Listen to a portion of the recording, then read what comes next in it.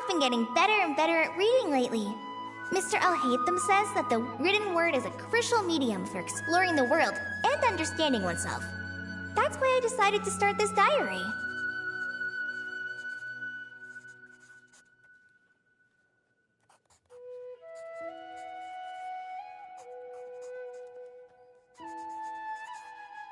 That said, what should I write about? Things are pretty quiet in Sumeru these days. Life is good. Every day is a fulfilling and happy one. When I think back to the days when I suffered from Elazar, or way back to when I was injected with God remains, I'm in a much better place now. I hope it stays that way forever. I'll leave it there for now. Master said he'll take me shopping in Sumeru City today, which is great, because I've been meaning to visit the toy seller at the Grand Bazaar for a while now. Kale, time to go. Yes, Master! Huh?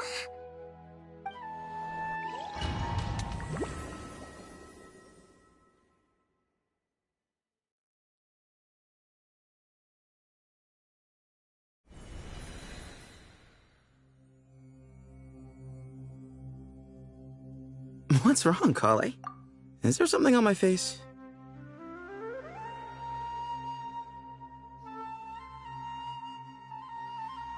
No, sorry. I didn't mean to stare. Did Master Tainari send you to pick me up? Master Tainari? What are you talking about? Tainari's the General Mahamatra. He's probably busy arresting criminals in Sumeru City. I mean, if that's what floats your boat, I can introduce you, but...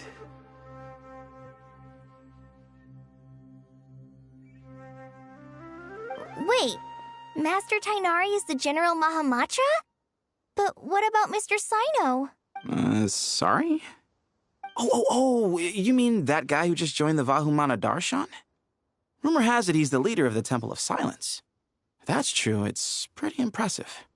Sounds like you've been getting to know more and more people since you joined the academia. That's great, but don't let your Forest Ranger duties fall by the wayside, okay?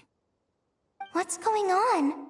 Sethos is acting like he's my master, and Master Tainari has taken over Mr. Sino's job.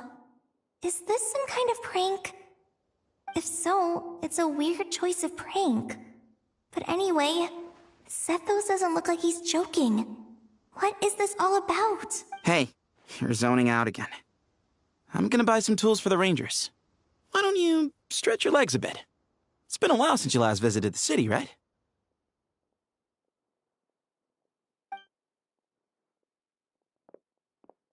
Wait! He's right. It has been a while since I last visited Sumeru City. Was it always like this? I mean, it feels familiar, yet somehow... something seems different.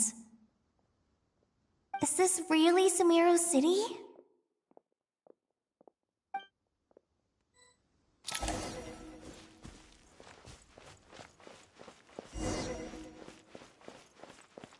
Hey, did you see who just walked by? I think she's that famous merc. Would you like some fruit?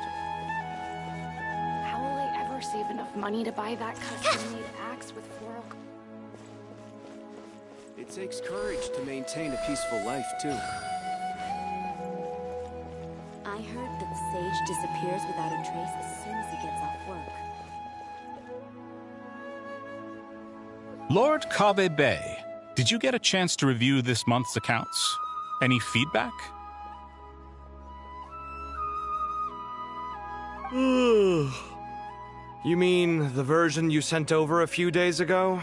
Yeah, I took a look when I received. I was thinking that maybe our profit margin is a little excessive. I visited some of our commercial partners last month. Their earnings are very slim. Are you suggesting that we give up some of our profits for them? Well, since we have more than we need, yes. Making money for its own sake is pointless. Don't worry, I've already planned for it, and the numbers look fine. We can adjust the rates starting from next month. Also, about that designer you hired, I've had to revise his proposal 3 times now, but he just doesn't seem to... Let's cut our losses. Pay him his fee and send him on his way. I'd like you to get Layla on this instead. She was Cyrus's student, and she designed the Palace of Alcazarzare. Seems like a much safer choice.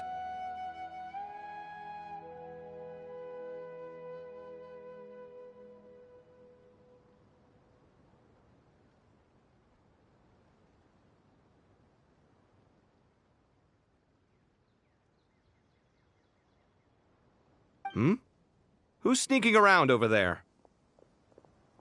Mr. Cave? Do you recognize this person, sir? Yes, it's all right. We've met. This is Kale, Sethos' trainee. He brought her along the last time I went for drinks with him. What brings you to the city, Kale? Is your master here too?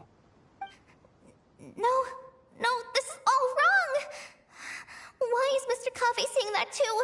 Tainari is my master, not Sethos. This can't be real. I have to ask someone else. There's gotta be someone else out there who still remembers the truth. Hey, wait! Don't run off! How strange. What's gotten into her today? It's like everyone switched places. I guess I'll keep looking around.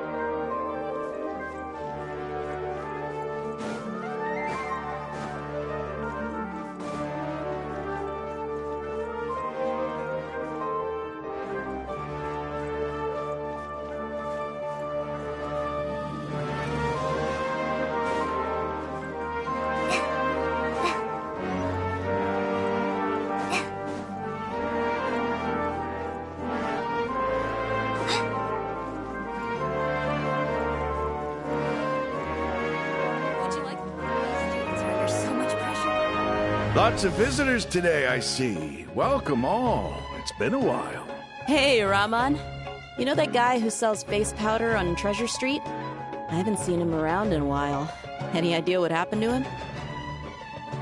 Oh, you mean a Hongar? Yeah, he got into a brawl with Shavirme on Treasure Street. He's been banned from setting up shop there for now. Seriously? Oh, well, that's a shame. I was planning to pick out some makeup for you.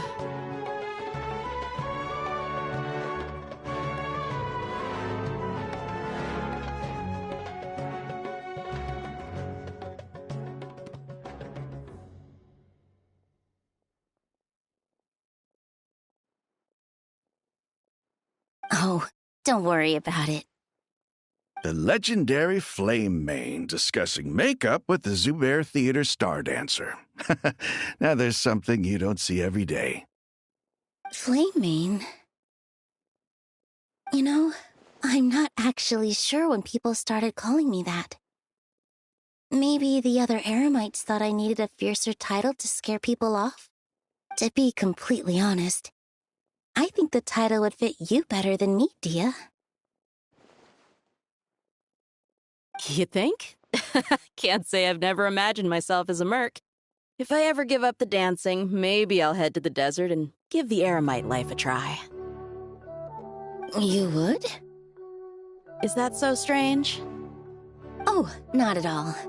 In fact, I've actually had similar thoughts before.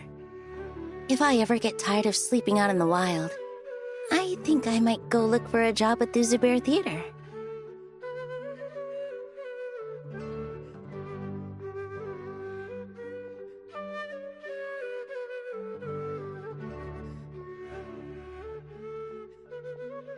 I've adored the Dance of Sub-Zeros ever since the first time I saw you perform it. If the chance ever came up, I'd love to try it out on stage for myself. Really?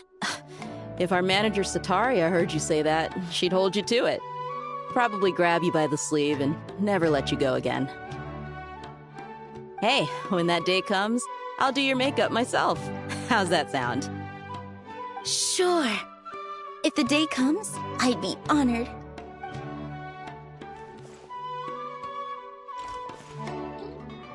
Everyone I know, everything I've ever known. Suddenly it's all a jumbled mess. The question is, who's right? Them or me?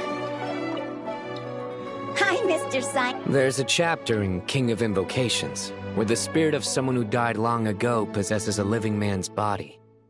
To the outside world, it looks like he's developed a whole new personality. I was just thinking how terrifying that would be for his friends. Imagine waking up one day to find... Huh? So... I don't know, but something feels off. Everything...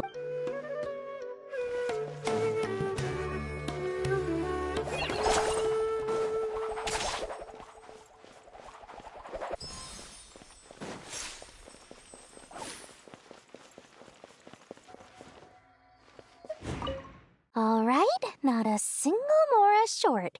That covers you for this month's rent. What a relief.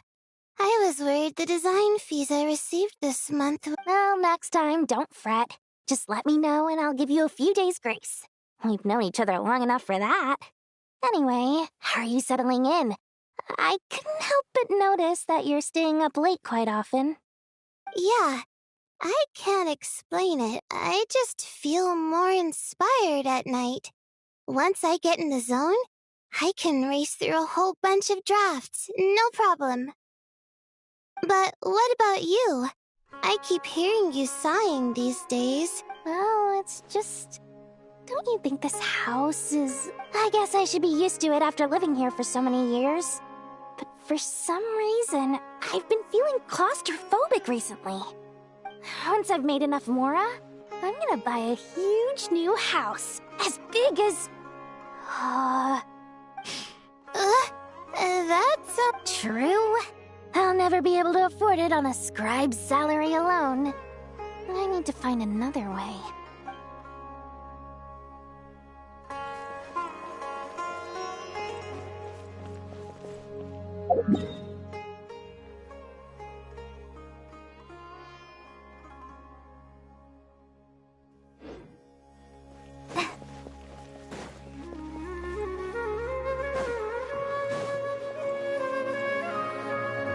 Mahamatra Tainari!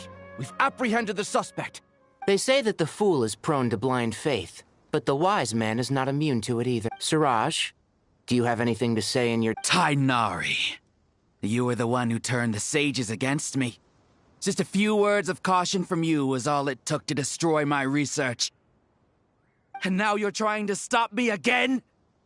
You should know that mechanical life is the future! We must— That's enough. I'm not in the mood to listen to your lunacy. Anyone could tell you how amateur your work is. Karina, Ilias, put him somewhere safely out of the way. Yes, sir. Next on the agenda is... Master? What is it? Wait, did Professor Zahahati send you? She's been encouraging me to take on an apprentice. Might be getting a bit ahead of herself there, though. No, Master! It's me! Kale! Listen to me. Something really weird is going on in Sumeru City. It's like everyone's identities have switched around. You're not the General Mahamatra. You're a Forest Watcher. Just yesterday, we agreed to come to Sumeru City today to go shopping together and... All right, there's no rush. Let's back up a little. Your name is Kale, correct? Although this is our first meeting, you do seem strangely familiar somehow. Is there anything I can help you with?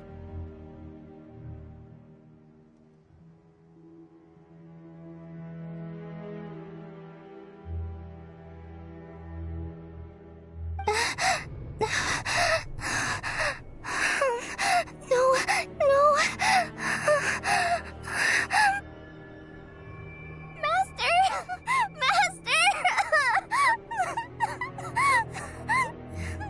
What is it?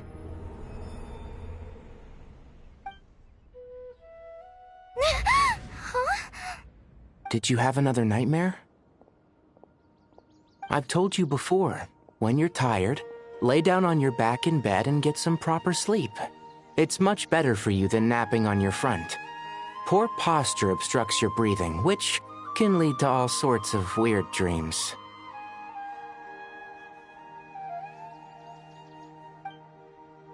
Now, we're supposed to go shopping in Sumeru City today, remember? Cheer up. I'll take you to Hushang's. Go wash your face, take some deep breaths, and when you're ready, we'll head out. Okay. Thanks, Master Tainari. So it was just a dream. And yet, dreams can sometimes be a warning of things that will soon come to pass. Who said that? That dream felt unusually real, didn't it? Here's my suggestion. Since you're heading into Sumeru City anyway, you may as well tell Lesser Lord Kusanali about everything that happened. And just to be on the safe side, I think you should also inform your 2 traveler friends who once helped save Sumeru. I'd write them a letter if I were you. Time is short. A storm is coming from beyond the bounds of fate.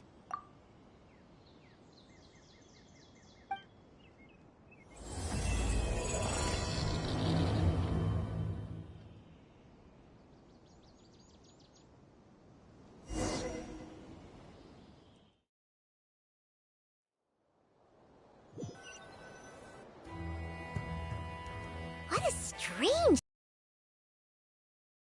Wonder Kale was in such a rush to write us a letter. Imagine waking up one day to find that everything around you has changed. What the heck is going on?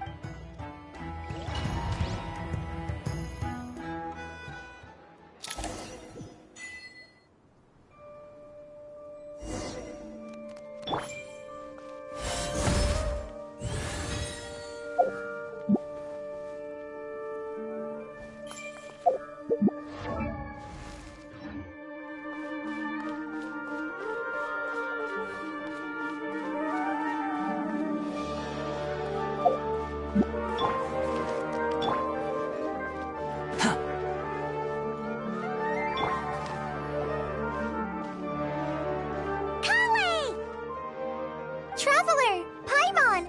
Thank goodness. I'm so glad you made... Of course! We won't let anything happen to you, Kale. So, what's going on in Sumeru City?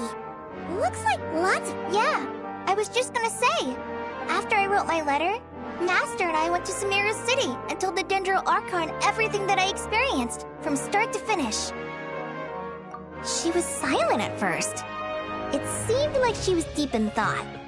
Then the next day, we got told that she was ordering everyone to leave Sumeru City immediately and move to Caravan Rebot. The entire population of the city has to move?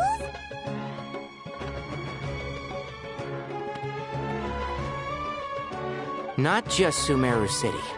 The evacuation also includes Lokapala Jungle, Avidia Forest, Ashavan Realm, and Ardravi Valley. Basically, everyone living in the rainforest must temporarily relocate to Caravan Rebot. Holy smokes! It's crazy! Yes, it's quite an operation. Even if people only bring the bare essentials, the scale is simply enormous. They've requisitioned almost all the Sumpter Beasts in Sumeru for the task, including the entirety of Dori's Sumpter Beast Park. The Dendro Archon said that what Kale experienced was not a dream, but a warning. After our meeting, she immediately summoned the 6 sages to analyze the situation and discuss countermeasures. They concluded that the events seen in the dream are very likely to become a reality, and that an unknown danger is rapidly approaching.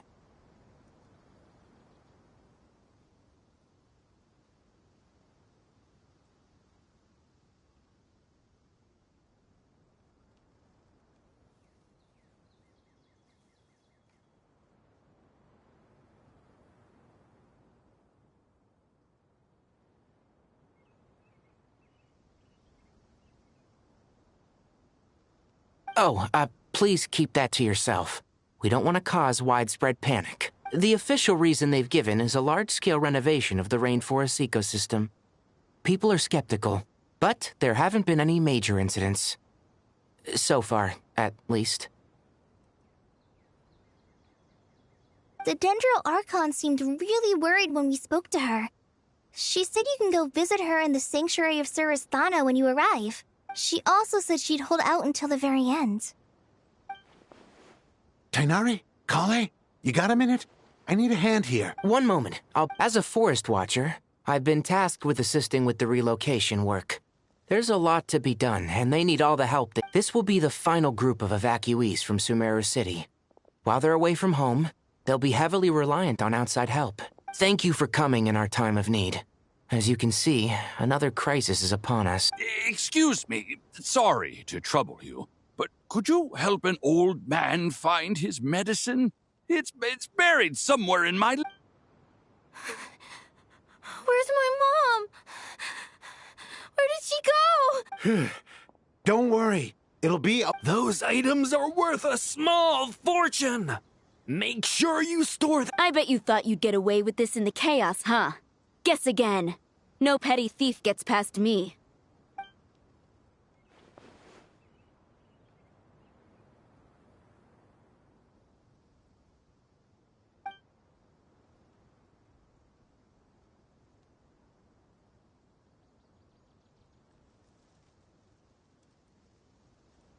We should go help the evacuees. See you around. I'm so glad that you believed me and came all this way to help. It means a lot. Don't worry. We may not know exactly what's going on yet, but as long as we stick together. Goodbye! Will do. Paimon's not sure how she found the words to comfort Kale, because let's head to the Sanctuary of Surasthana and see...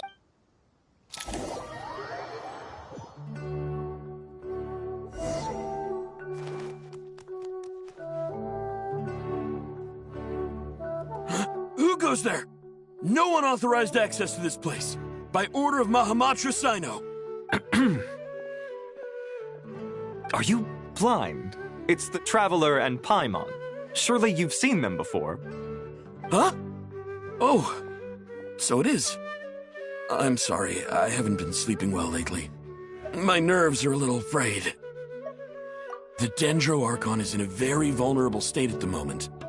Mahamatra Sino is concerned that our enemies might choose this moment to strike, so he's ordered us to strengthen our defenses. Just seeing you two again already puts our minds at ease. Please, enter. I'm sure everyone's expecting you.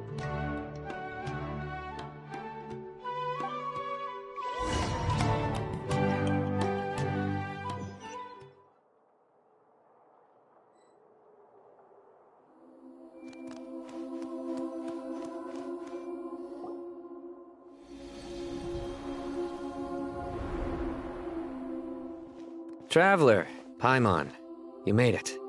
Aha! Perfect timing. Reliable helpers like you are just what we need right now.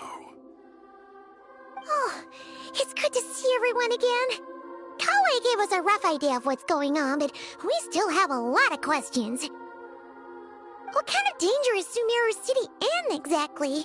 And how come everyone has to move to Caravan Reebot?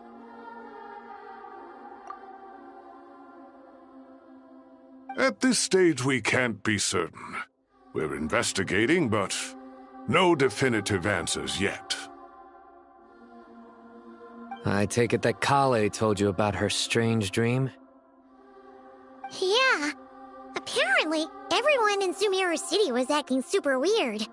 That's right. Kale and Tighnari reported the situation to the Dendro Archon.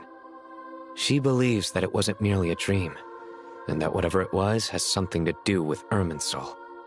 It's a reasonable inference. Only through Irminsul can people's memory and cognition be so significantly modified in such a short time. We don't know why Kale would dream of these things, nor who was trying to warn her. The Dendro Archon decided to connect to Irminsul to investigate more thoroughly. Irminsul is connected directly to the ley lines. The tree serves as a central hub where the ley lines converge. and its core function is to record and store the world's knowledge and memories.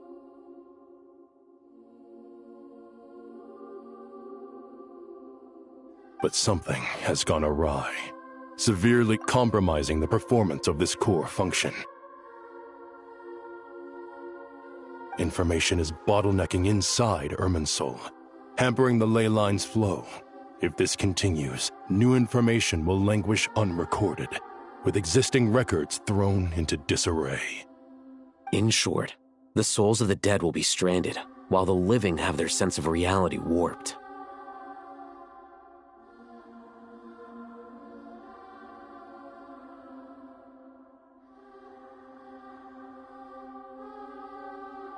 In the long run, Kale's dream could well become a reality. And that's just the beginning. There's no telling what other nightmares could end up coming true.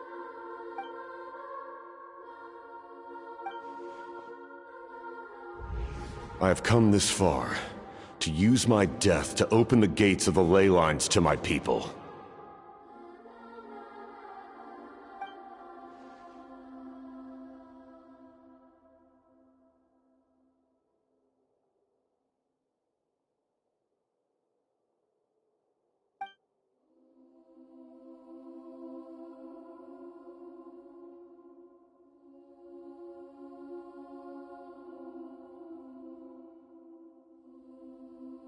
Faced with a growing backlog of information, the Dendro Archon decided to connect herself directly to Irminsul and take over the recording and processing function herself.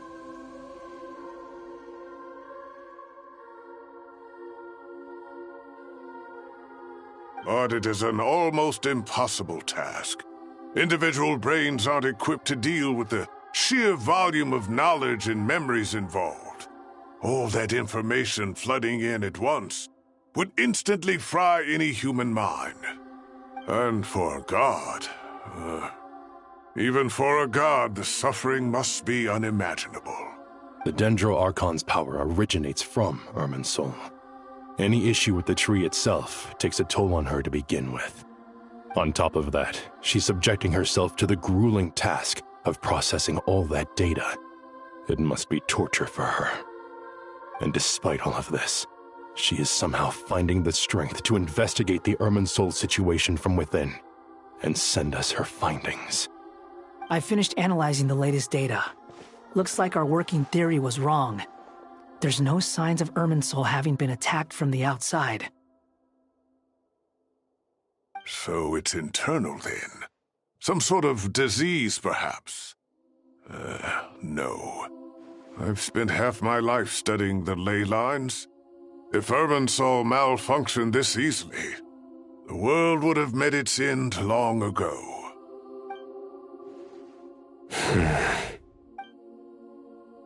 Sino? What is it? Not long ago, I got a tip from the Corps of 30 that a large number of unidentified merchant caravans had recently been spotted entering Sumeru through Beta Harbor. At first, I suspected that they might have something to do with all this, so I sent some people to investigate. But if Irminsul... Don't you think there are more important things to worry about right now than guessing who's behind all this? It's been over 12 hours with no new intel. If even the Keeper of Irminsul is this badly affected, you can imagine how bad things are in there.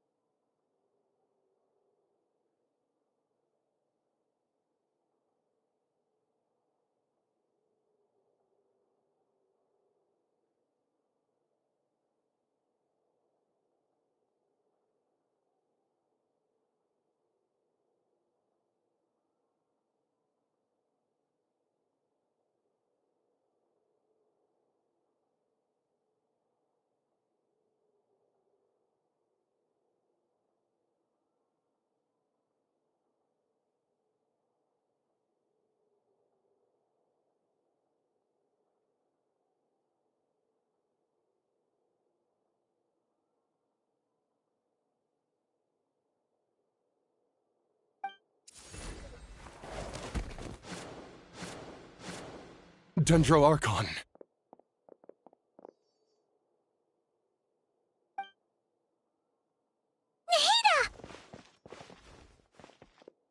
What's wrong? Her breathing is weak, and her elemental energy levels are dangerously low. Looks like it's time to move to the backup plan. What's the backup plan? Get out of the... The entrance to Irminsul is directly beneath the sanctuary of Surasthana. That means this is ground zero if anything goes wrong. The Dendro Archon has a very strong connection to Irminsul. But theoretically, this connection should grow weaker with distance. Under normal circumstances, she could unleash her full power here.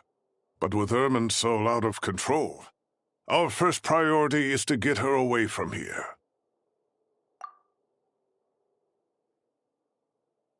The situation is critical.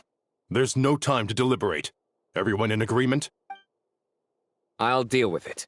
I'll also let the Matra and the Core of 30 know to start evacuating.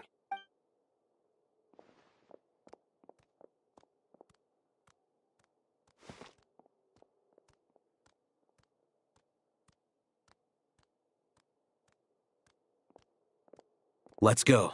No sense grieving when there's nothing more we can do. Agreed. We'll be back as soon as this is over.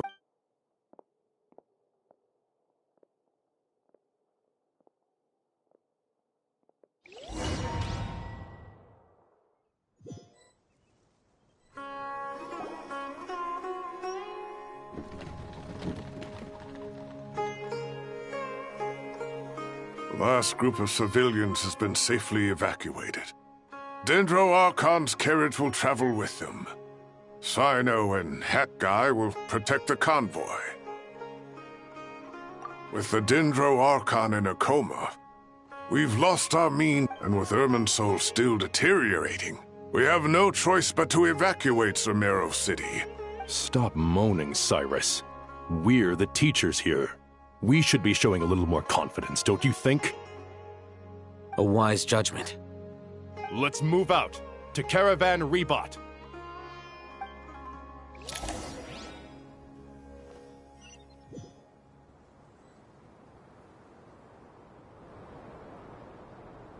Sir, all units are in position. Good. Everything is going to plan. Interfering with Sumeru City is a necessary step, so do not hesitate. The Irminsul situation will not harm you. We need to speed things up here, too. We don't want to keep our client waiting, do we? No, sir. You have my word. Everything will be completed on schedule. They say that fervent ambition attracts the favor of the gods, and with it, a vision. But we appear to be the exception. So, is our ambition not strong enough? Or does it threaten the very foundations of this world?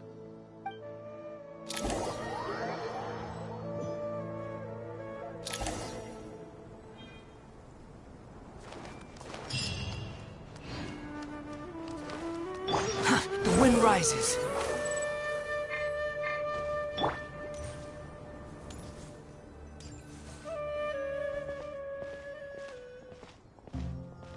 How is the Dendro Archon?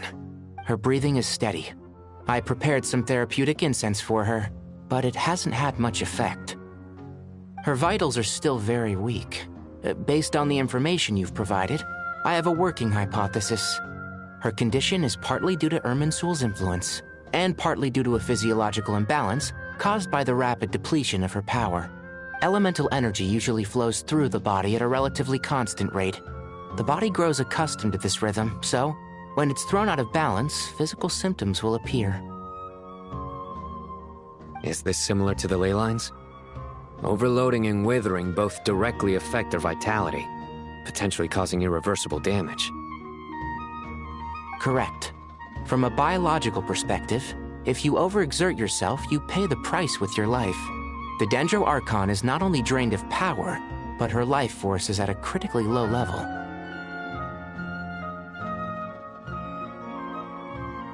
Is there any way to restore her health? I know the ley lines have strong self-healing abilities. As long as any blockages or pollutions are dealt with, they can quickly regain their vitality. But what about people? Well, gods. What's their capacity for self-healing? Before we think about that, there's a bigger predicament to resolve. Restoring the Dendro Archon's power requires us to heal Irminsul first. But that will be extremely difficult without the Dendro Archon's power. Paimon's already getting lost here.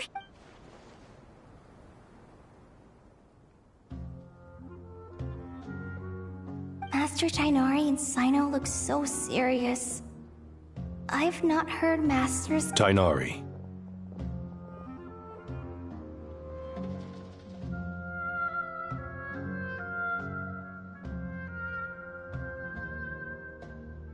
Master Nephis? Sages? Tighnari, haven't seen you in ages.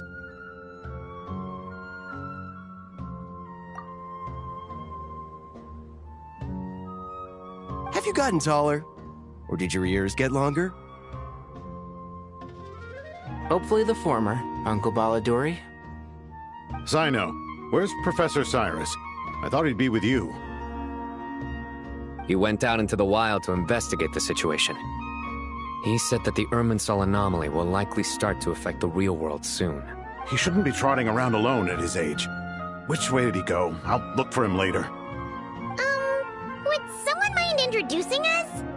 Ah, yes, of course. Allow me to do the honors. I'm sure we're all familiar with the Traveler and Paimon. They're the heroes who helped foil Azar's conspiracy and save Sumeru. These gentlemen and I are the 6 current sages of the Academia. Balduri and I are part of the Old Guard, while the other 4 took office after Azar and his clique fell from power.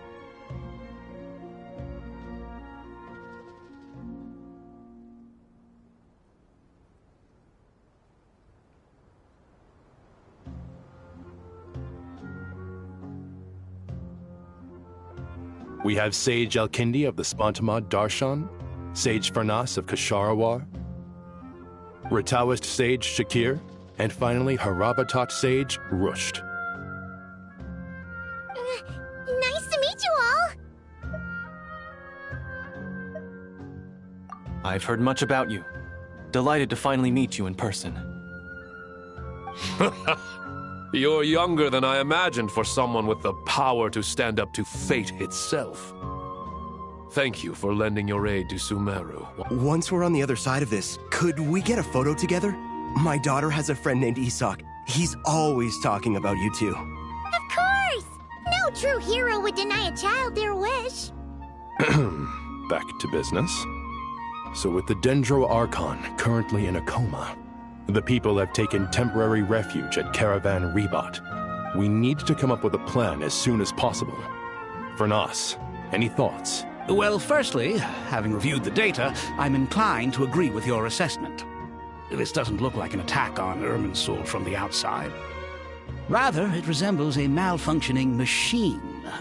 Calculations going haywire and sparks flying.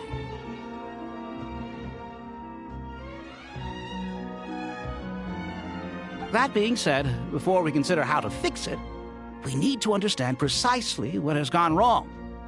Furthermore, we somehow need to ascertain this without relying on the Dendro Archon's power. We have no direct access to Irminsul. However, we might be able to gather the information we need from the ley lines. Study the branches to learn about the trunk, in other words. Wait, is that what Cyrus is up to? No wonder he ran off to research in the wild. Curse's always one step ahead of me, isn't he? I heard that while in the sanctuary of Surasthana, the Dendro Archon had to serve as the central information hub herself. This is a clear sign the situation within Irminsul might be far worse than we can imagine. Irminsul is vital not just to the safety of Sumeru, but to all of Teyvat. We must be the ones to bear responsibility for this world. To be on the safe side, I think we need to consider some back... Are you saying we should consider a scenario in which Irminsul is completely destroyed? I'm merely pointing out that the possibility exists. You have a valid point.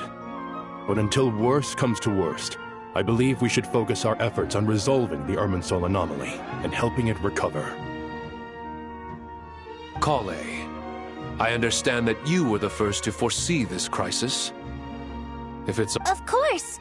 But even I don't know how I came to have... If there are no signs of external damage, could it be a stress fracture?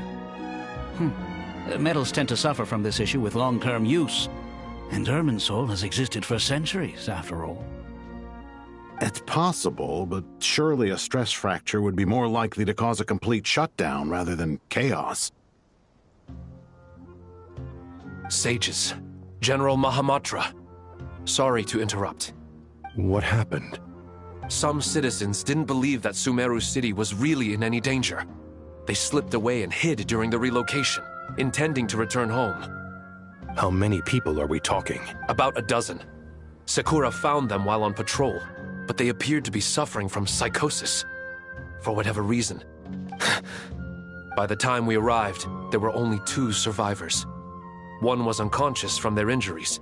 The other tried to attack us. Where did this happen? Near Yasna Monument. That's not far from Caravan Rebot. Master.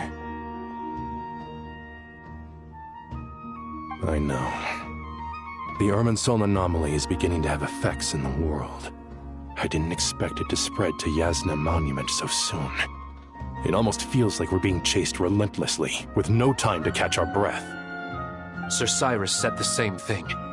He sent me back to report in, while he continues investigating. I'll go join him. Count me in too. Don't let my age fool you, I can still fend for myself. Very well. Meanwhile, the rest of us will continue discussing our next steps. Get back soon. Take care of yourselves. It's getting dangerous out there.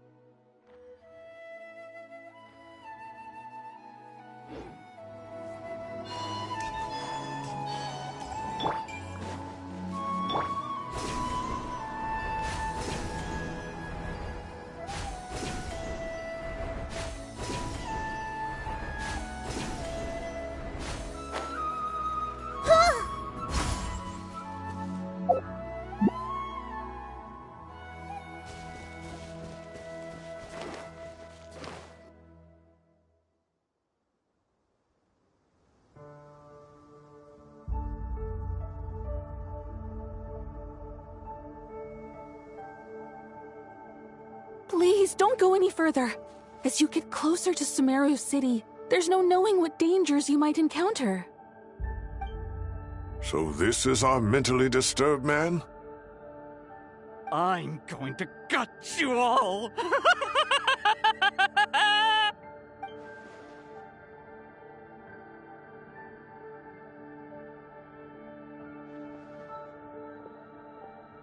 Cyrus, you didn't even bring a single guard? Do you think you're some sort of warrior? It's fine. Come here and look at this. Oh! It's... That's right. Flowers that bloom from openings in the ley lines, indicating some sort of anomaly. I don't believe I've ever seen a color like this before. Did you discover it nearby? Not just here. Way over there, too. They're everywhere. There's even more in that direction. How did you ascertain the situation further ahead? Didn't you just say that we can't go beyond this point? Yes. This area is relatively safe so far, but if you continue forward, delusions will start afflicting your mind. However, some vision-bearing mercenaries were able to maintain their sanity a little better. They're the ones who brought back news from further afield. Sino, do you remember the class I taught on dissecting ley line blossoms? I do, Professor. I received full marks in that course. Good. After all these years, it's time to put that knowledge into practice. There must be anomalous information hidden within these blossoms. Alkindi, I'll need your help as well. Been a while since we worked on a project together, hasn't it? Sure has. Well, what are we waiting for? Anything we can do to help?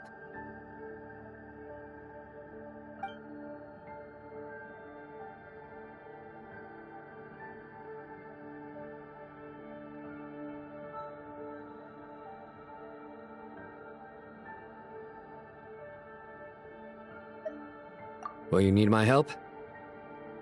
All right, well, don't go too far. There's too many unknowns at this stage. Let's regroup at Caravan Rebot later. Don't worry if you don't show up. I'll come and find you.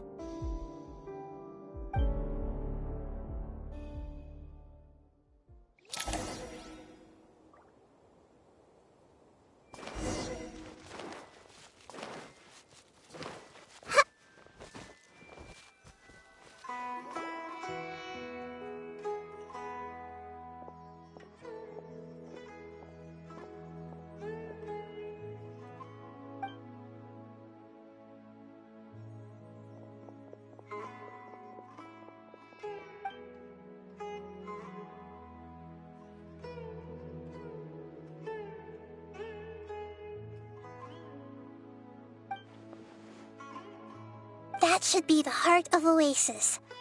All we need to do is light it with the fire seed, and it'll restore a pep with elemental power.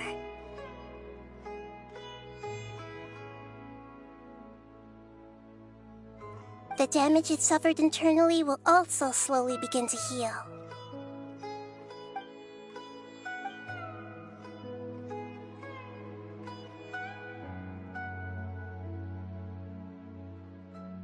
What is it? You thought of something? Really? Then let's get back and tell the other!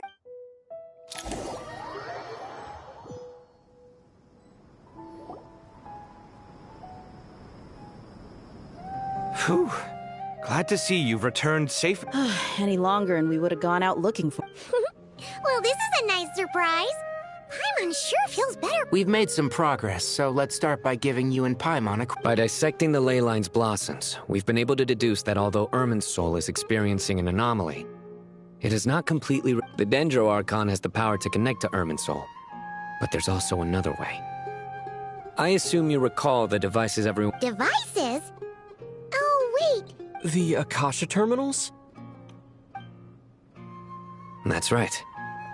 Of course! It's been so long, Paimon almost forgot all about the Akasha. Wasn't it shut down, though? Yes, but although the system isn't currently operational, the technological infrastructure is all still there. And it turns out that a certain someone gets so bored at work that he's actually read through every single one of the instruction manuals.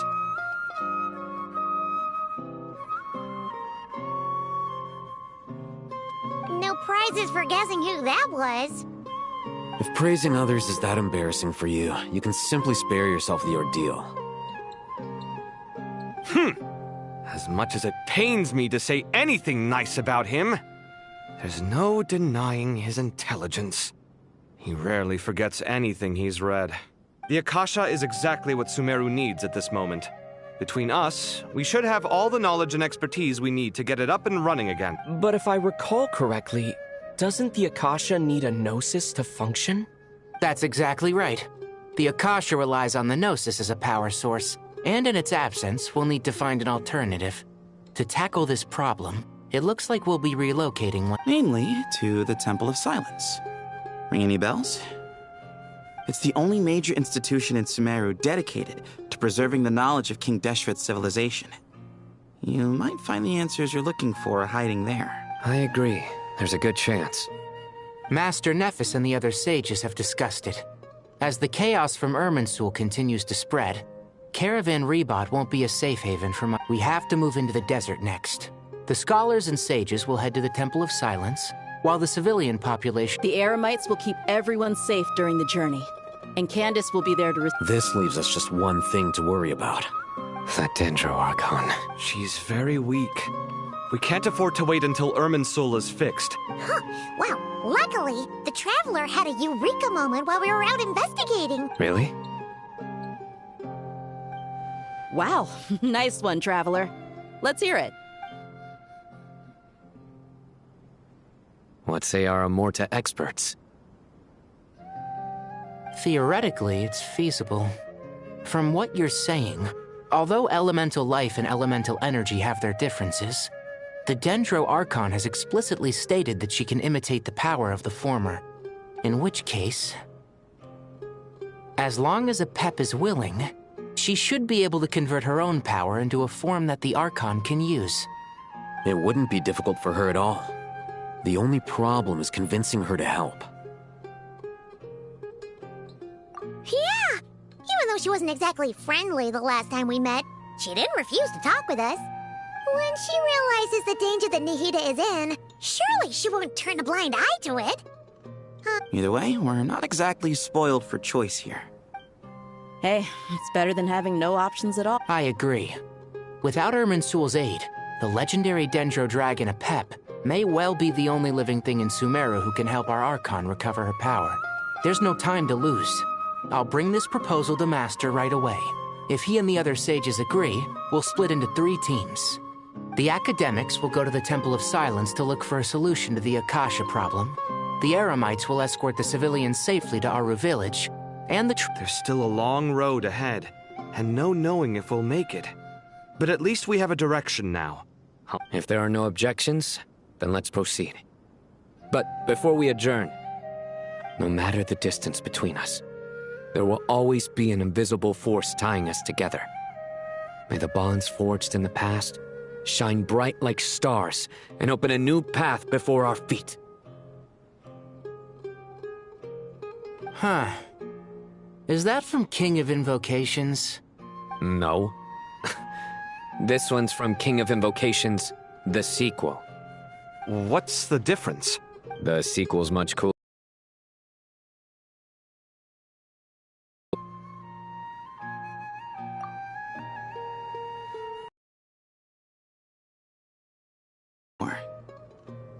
Well, it was very apropos. Once this is all over, I'll give everyone a copy of King of Invocations and the sequel to show my gratitude. Come on, let's get moving.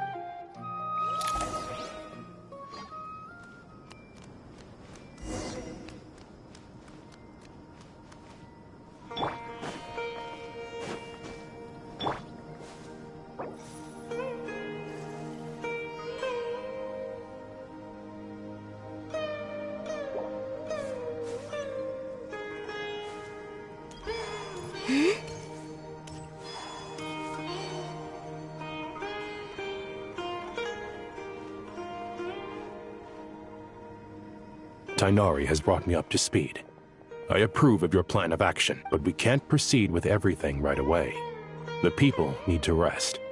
For many of them, this will be their first time in the desert, so we'll need to find additional personnel to help escort. You two, please go on ahead with the Dendro Archon. Let's rendezvous at the Temple of Silence later. No problem. We got this.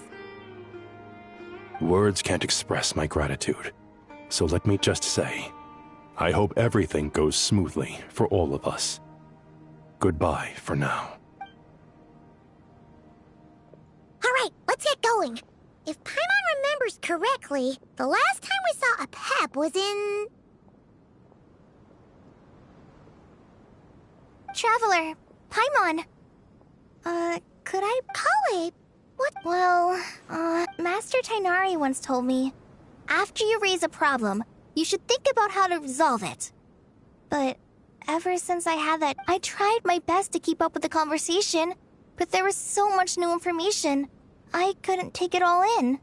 So, I just wanted to ask, do you have any tips for me there?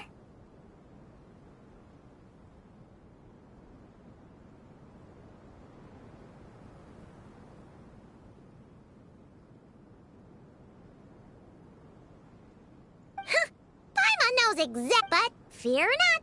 Everything you need to know is right here in Paimon's notes. It's got tons of info about all the things we've seen and heard on our adventures. Some parts are a little simplified, but hopefully it all makes sense. You see? Being the greatest guide in Tibet isn't just a fancy title. Paimon doesn't always understand the things you're talking about with other people.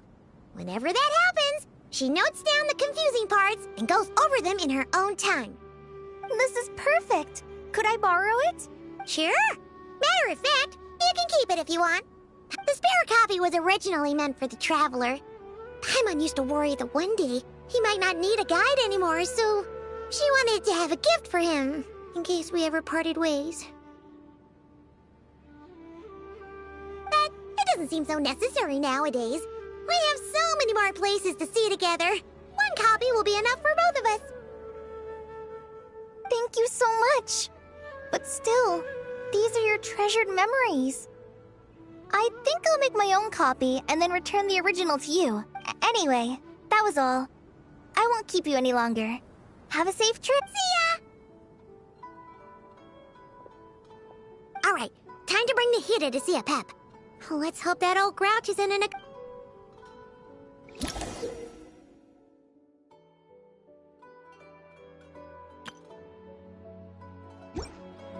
Hey, here's a thought. If we brought Nervalette along, do you think he could help us persuade a Pep to help? Actually, never mind. In a Pep's eyes, Nervalette's probably one of those dragons who's grown too close to humankind. They might end up fighting for all we know.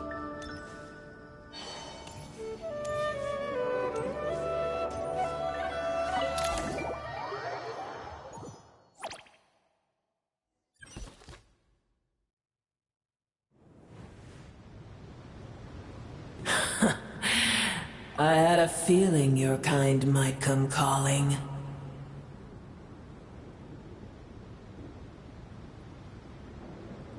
The ley lines are in disarray.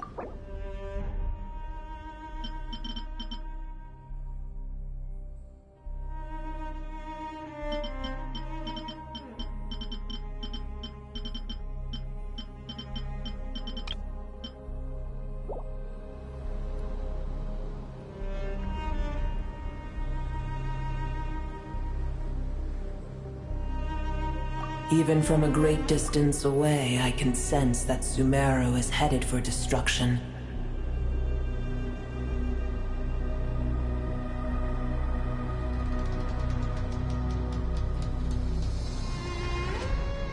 You who took our home from us, prepare to watch as your own world is plunged into oblivion.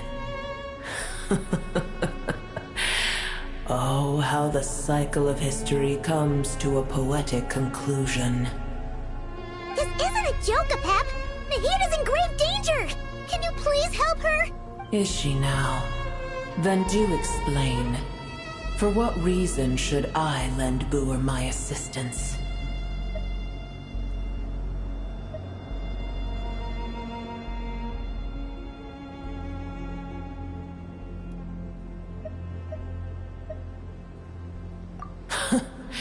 The age of the dragons ended long ago, and the world that replaced it is under the dominion of the heavenly principles. In choosing not to side with your enemies when the heavenly principles' rules began to relax, I have been merciful enough. Do not forget that I have no love for this world you hold so dear.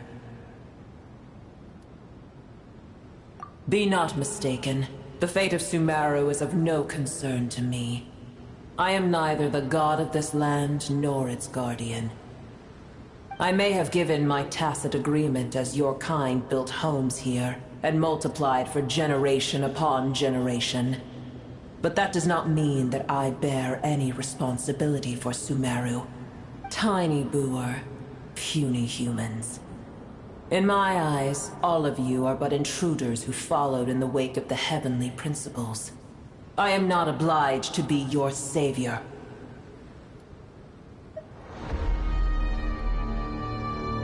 Apep, if you truly despise gods and humans so much,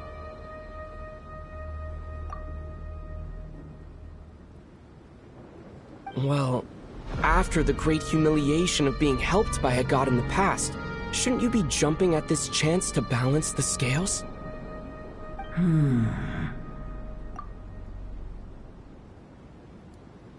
Now that is a compelling reason. When El Ahmar plotted against me and I was tortured by forbidden knowledge, it was Buer who saved me from agony.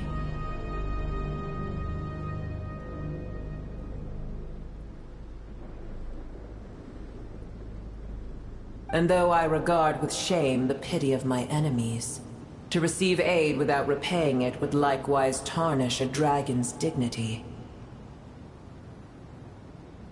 Oh, tiny Buer, puny humans. Just this once I shall deign to show you the true power of dragonkind. Whoa! It's happening again! We're gonna get sucked in!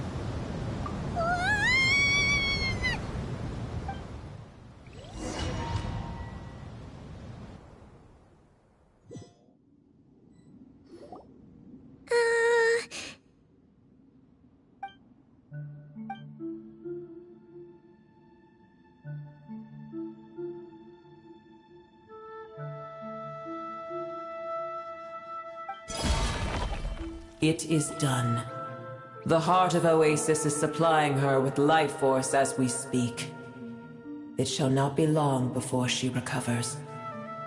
But I should warn you, Buer's existence is closely intertwined with Irminsul. Unless the issues plaguing it are resolved, she will never completely recover her former strength.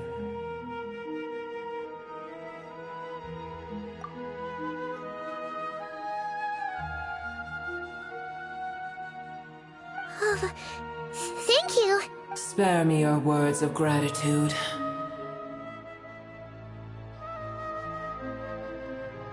You may also spare me your feigned concern.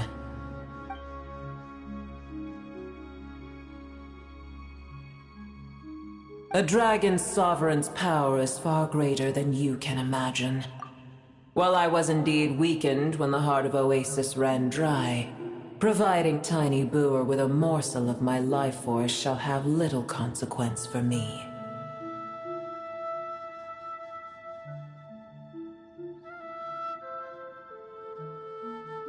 Oh, good to hear.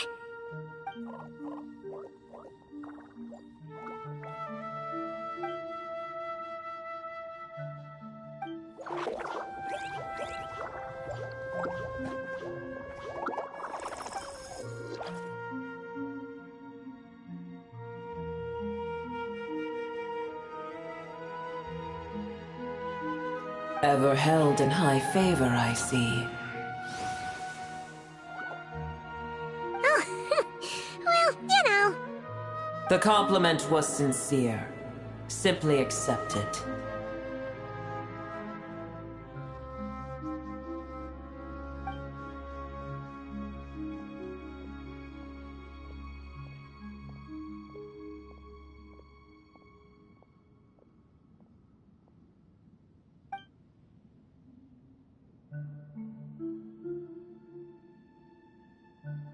I did once.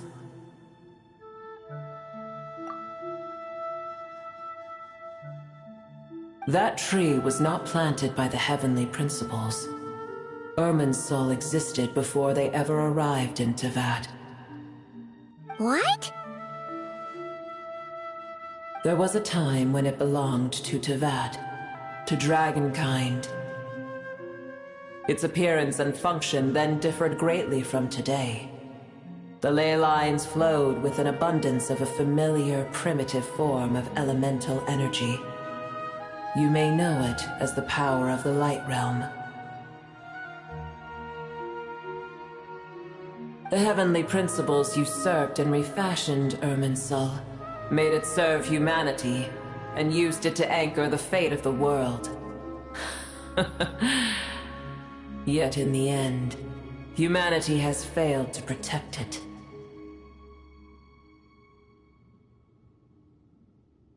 Heavenly principles, God of gods, It makes me sick. The enmity between your kind and mine can never be bridged.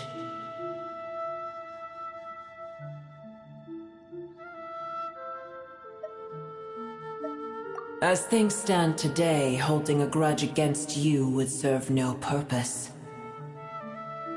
But there will come a day when we reclaim this world for ourselves. The opportunity.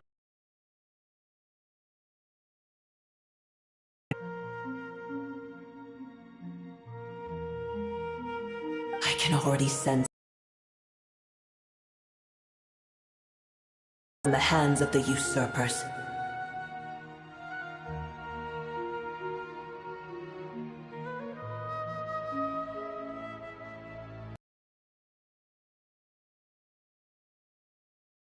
I know that we are both preparing for our revenge day and night. Uh-huh.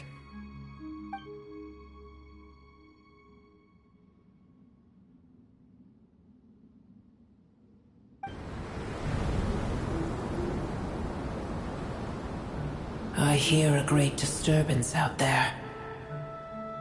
Huh? What is it? Sandstorms come. The Jinn. I see. Another calamity approaches. You both seem restless. Let us part ways here. Boer is safe with me. Once she has recovered, I shall return her to your side. Oh, thanks again. Take care, all right? I told you already I have no need of your feigned concern.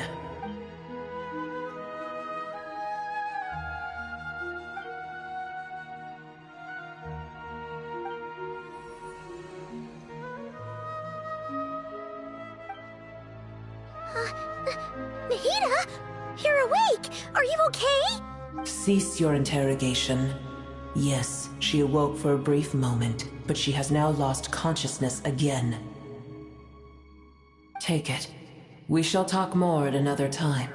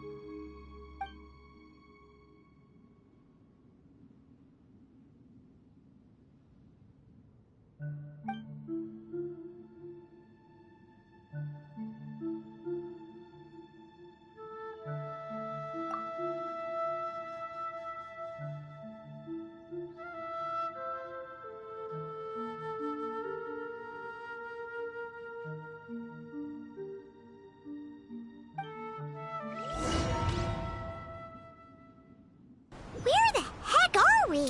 Did you just dump us in the middle of nowhere? Wait. No.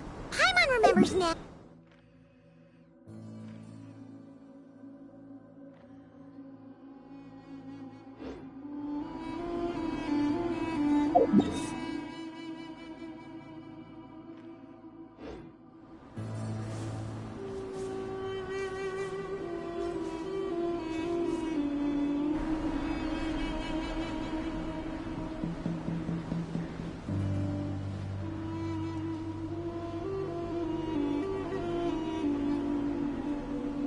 There's no need for everyone to stay here.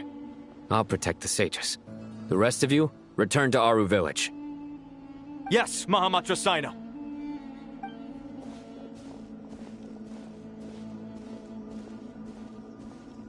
Sino! What's You're back. How's the Dendro Archon?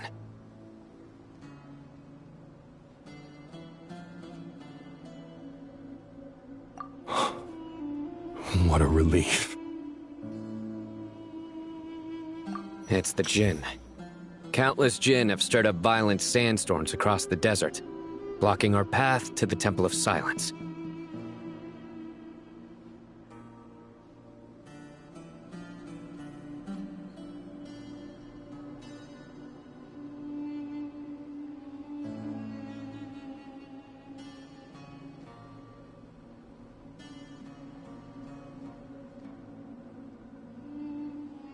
Tainari and Kale have returned to Aru village to help.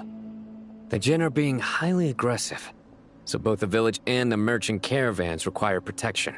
It's just one thing after another. Where did all of them come from anyway? In all my trips to the desert, I've never seen anything like this before. As I see it, the only possible candidate is Gurabad.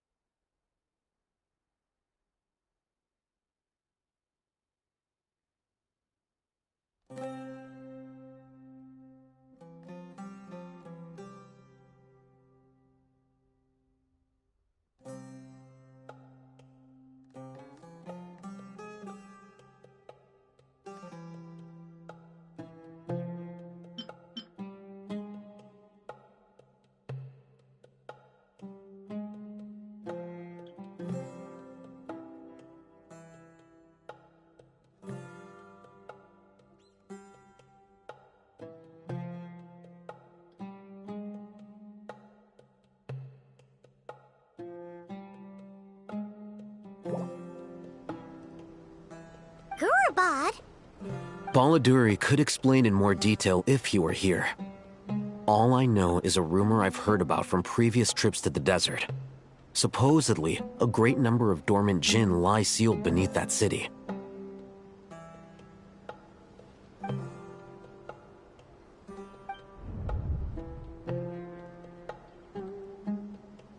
Gurabad is, for me, a fated land. I must therefore return back to this city, where my destiny awaits me still.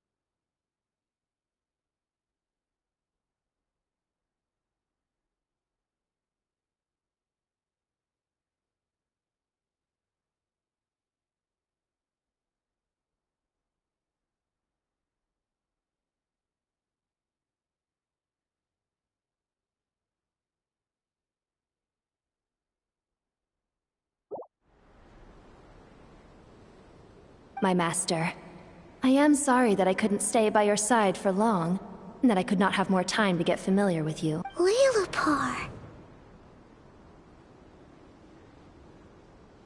Yeah, we once said goodbye to a friend there. Well, maybe not a friend exactly, but someone we met on the road anyway. She was a strange... If we can find a way to wake her up, Maybe she can help solve the situation in Gurabad. Well, be careful. You may find there's more than just the Jinn to worry about. You mean, there are other dangers in Gurabad? It's a sensible assumption to make. The moment we arrived in Caravan Rebod, the Irminsul anomaly started spreading in that direction. Now we've moved to the desert, and suddenly we're plagued by Jinn and sandstorms. To call it a coincidence would be a stretch.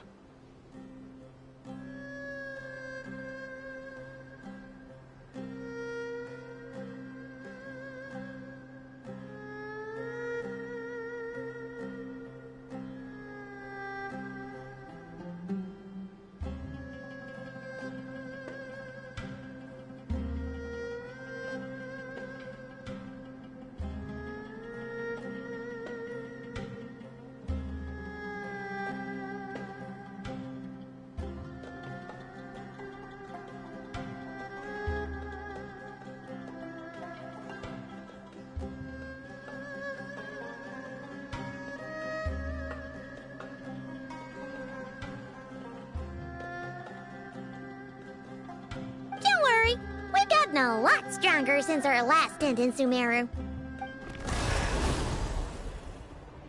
Ah! When did they show? It appears the monsters native to the desert have been stirred by the Jinn's activity.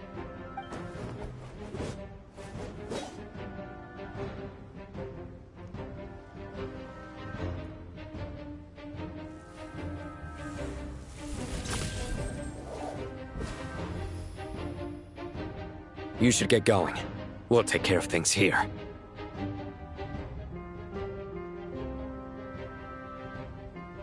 You too.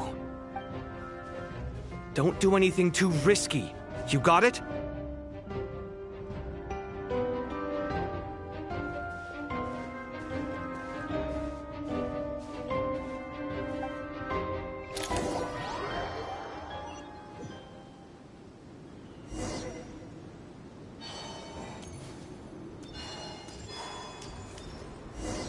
The Jinn are swarming out of Gurabad! Looks like Al-Haytham was right! Let's get inside and see what's going on! I hope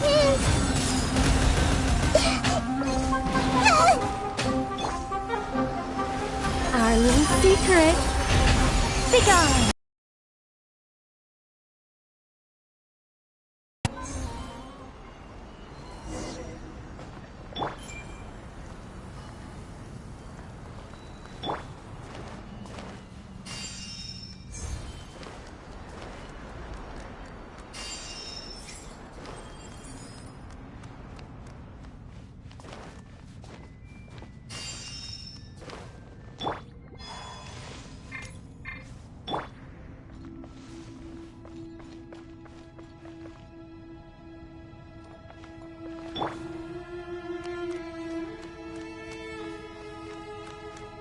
They just keep coming!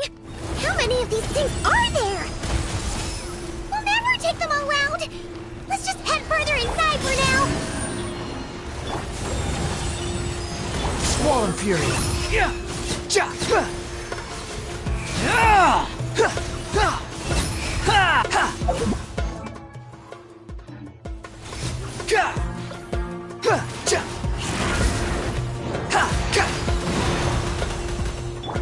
Hey!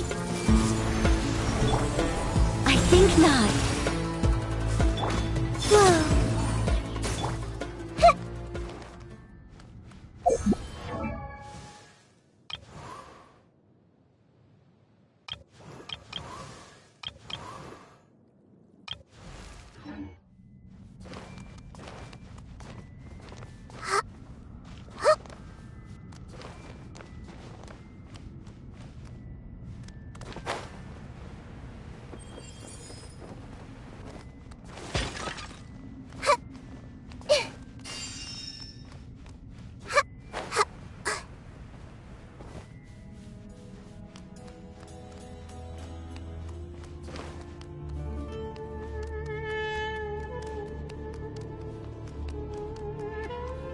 Target spotted!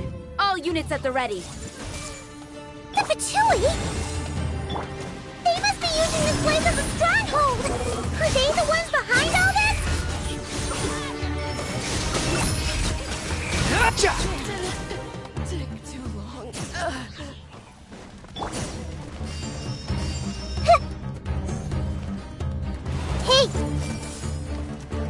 Such defiance. Fighting Jin with one hand and Fatui with the other? This is pure chaos!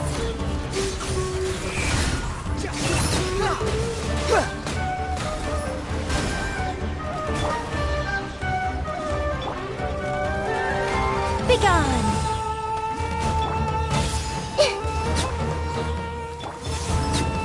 The wind rises. You're dead. Upon the gale.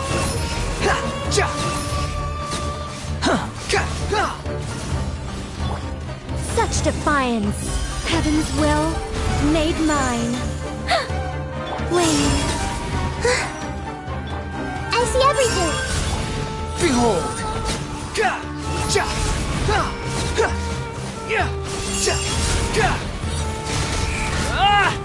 How amusing.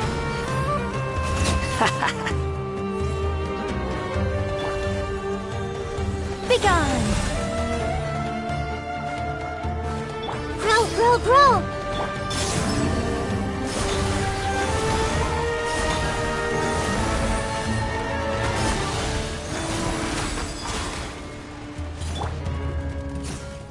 I think not.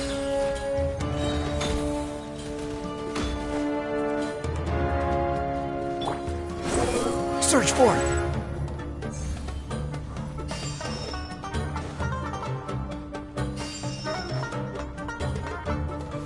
I'm gonna fix your skull!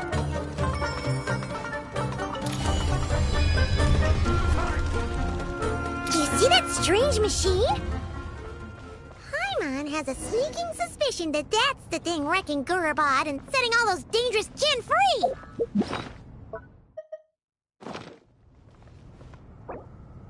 The target has reached the core zone. Requesting backup.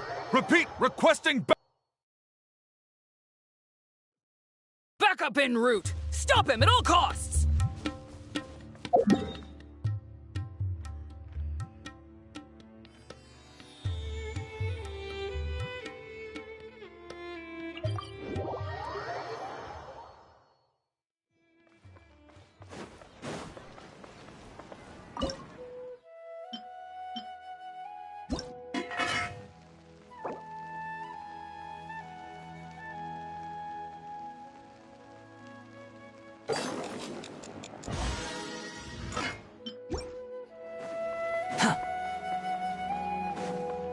Quit following me. Ad Astra.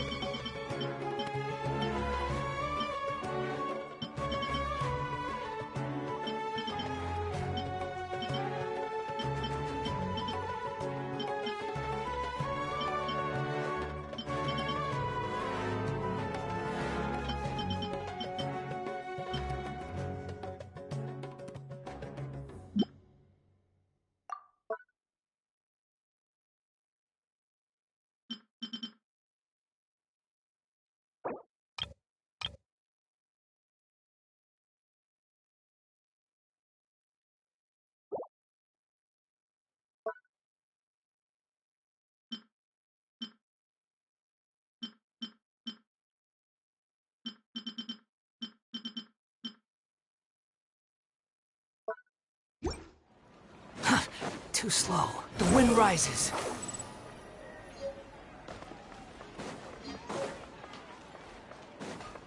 Quit following me.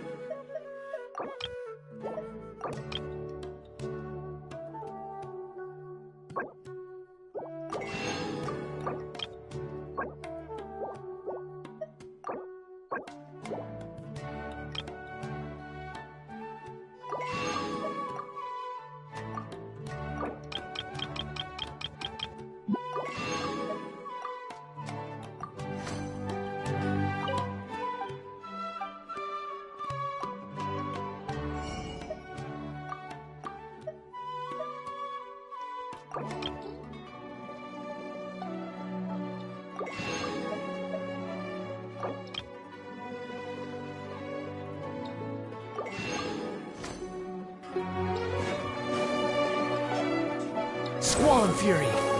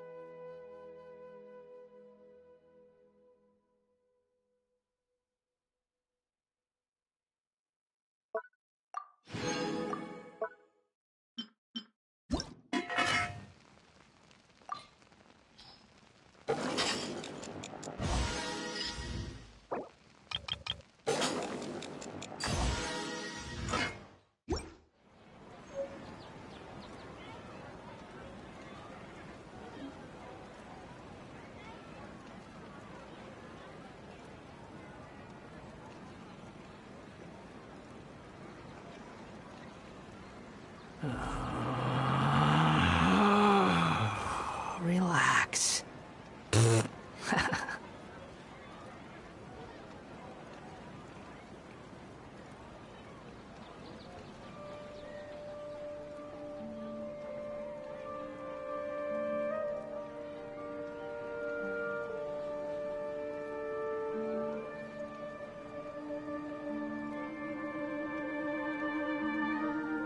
There's no need to exchange pleasantries. It's rather pathetic to force a conversation just to occupy silence.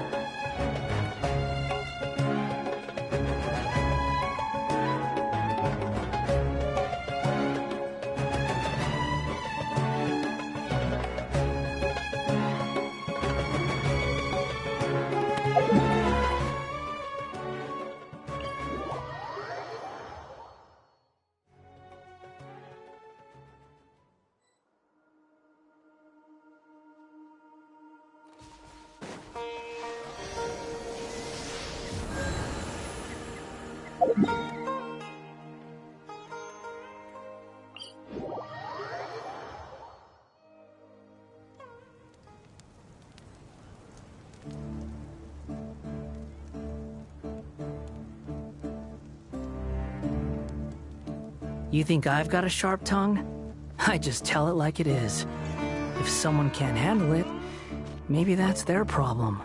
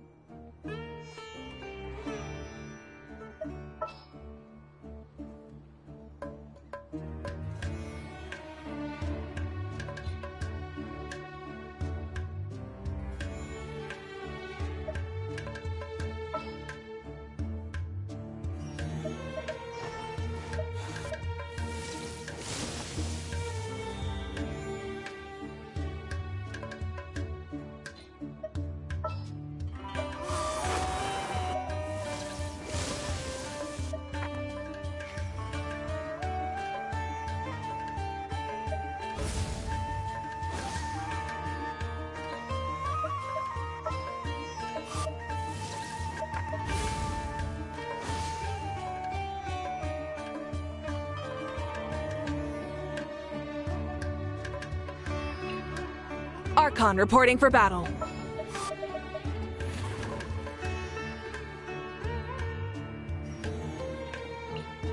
This will be a productive partnership, I hope.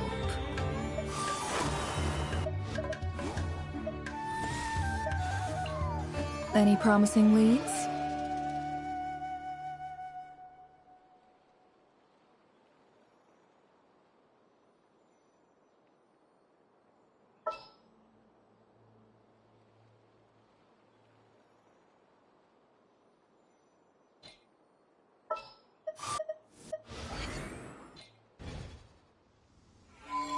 Emotions are like a raging torrent that surges through the mind.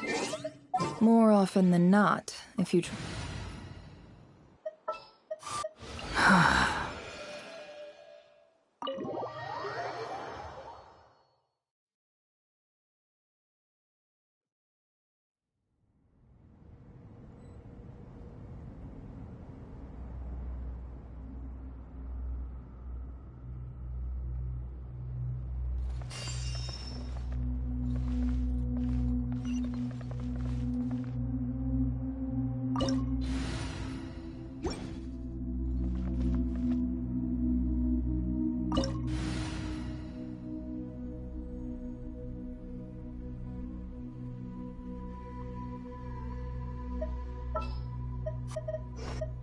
Lucky you. I have some...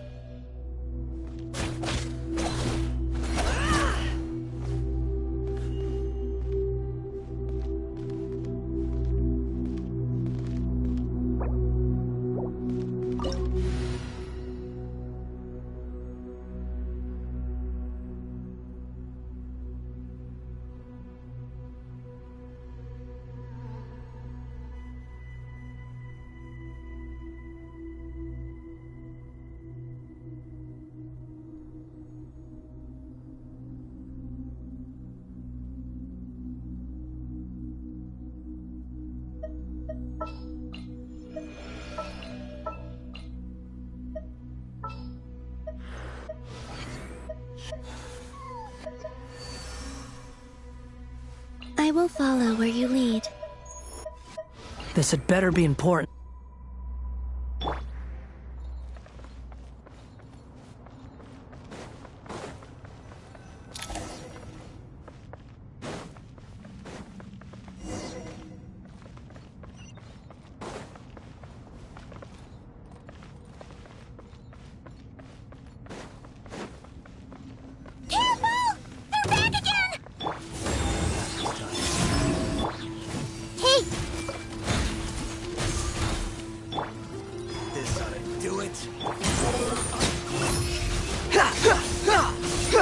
Upon the gale. Nice one, Traveler. Let's keep going.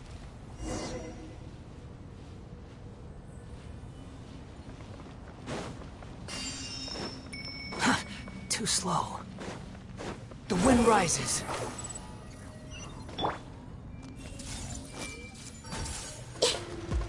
Surge. Begone.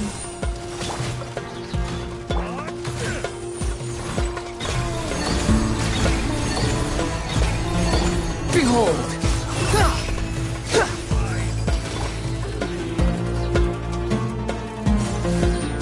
I think not. Wayne.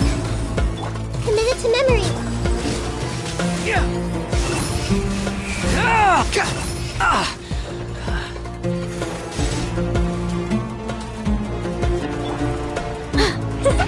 Such defiance.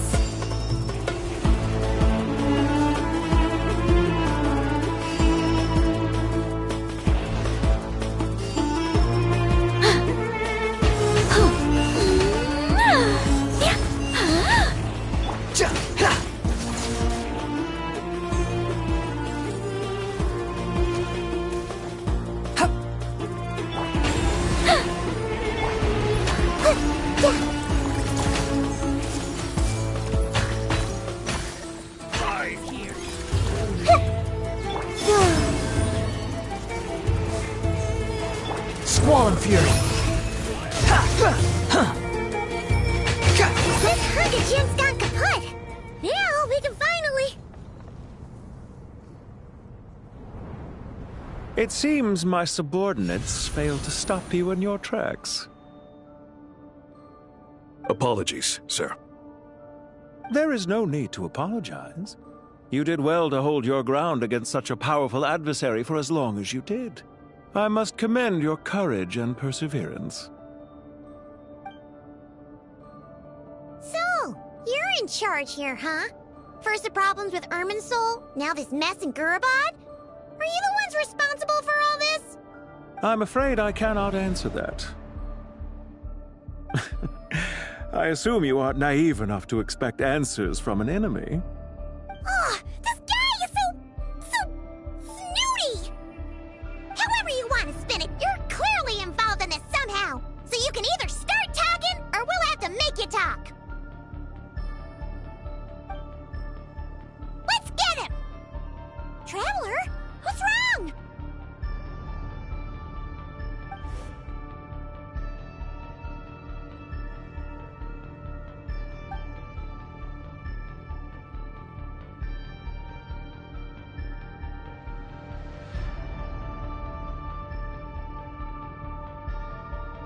You're remarkably calm.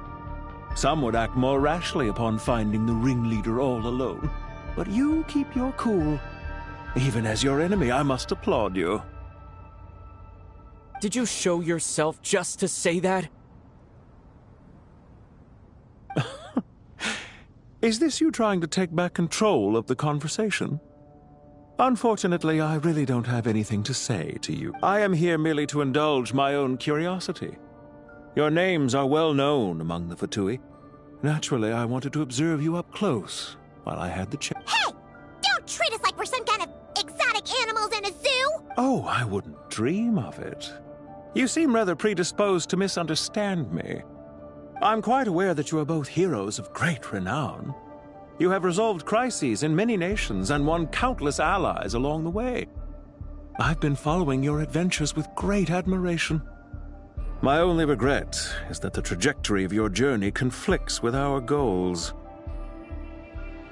What do you mean, admiration? Sorry, but that sounds pretty weird coming from you. I don't see why. We may happen to occupy opposing sides, but there is no cause for deep-seated enmity between us. To respect one's enemy is to respect oneself. Well, now that you're observing us up close... I've observed as keenly as I can. Yet, while I endeavor to understand, your true strength remains a mystery to me. Violence is not my area of expertise either, so, you see, I would much rather converse with you like this than determine a victor with the edge of a blade.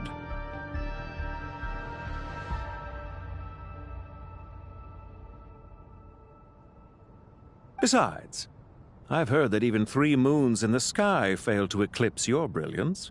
I know better than to bite off more than I can chew. 3 moons? So you have a connection with the Harbinger, the Doctor.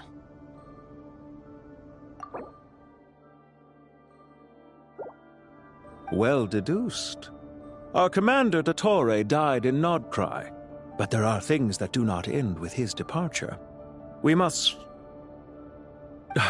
Look at me. I almost divulged more than I should have. What are you after? Revenge for dottore? Or are you plotting something else? I've said quite enough, I believe. There's no point in continuing this conversation, except to say, I've noticed that you seem to know your way around here quite well. A repeated visitor to Gurubad, are we? Ugh. I'll take that as a yes. Then I'm sure you'll have heard the story of this place. The mother of the Jinn, Lilupar, and the tragic tale of her vengeance that spanned 3 generations. It was right here that Lilupar once helped the wise to ascend to the throne. And from that moment on, every king who sat upon it was corrupted by power. These degenerate rulers lost control over their nation, and with it, the right to occupy that exalted seat. What are you trying to say? I once admired you for your adventures. That is the earnest truth. But it appears to me that your journey serves ultimately to uphold the rules of this world.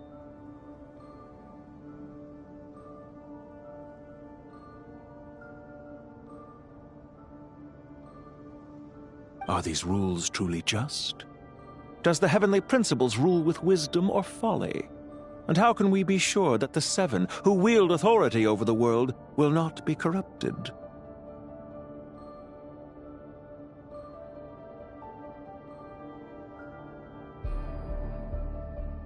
Do you seriously think you're gonna convince us of anything? Convince you? I'm sure my commander already tried that. Why would I waste my breath doing the same?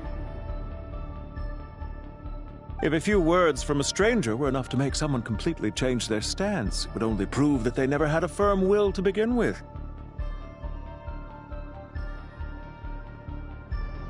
I am merely stating my position, so that we might understand each other better. One's enemy in the present may not necessarily be an enemy for life. As for what game I'm playing here, I'm simply buying some time. But now I must bid you farewell. It was a wise decision not to attack me immediately. Since you did not fall for my ambush, I will now have to ask those in hiding to reveal— Leave this to us, sir.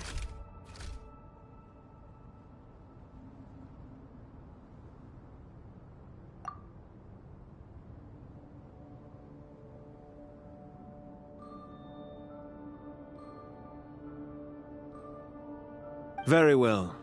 I trust you to do what is necessary. Stall him while I execute the next step of the plan. Sumeru City, Irminsul.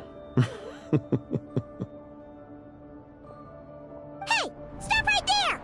Don't you dare leave without explaining yourself! All units, stop them! Protect the commander! Did you hear that? He mentioned Sumeru City and Irminsul! He definitely knows something! We can't let him get away! Get rid of these pesky soldiers, quick!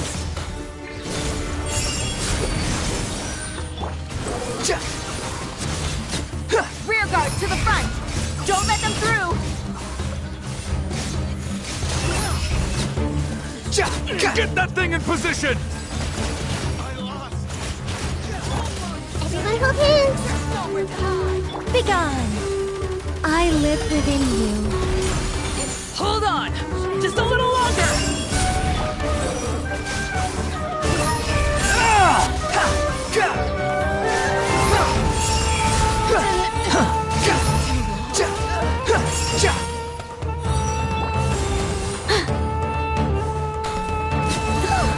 We finally beat them! That mysterious guy can't have gotten far! Let's catch up with him!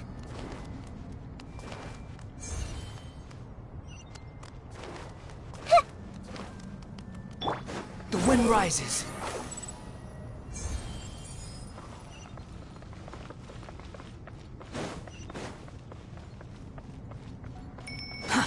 Too slow.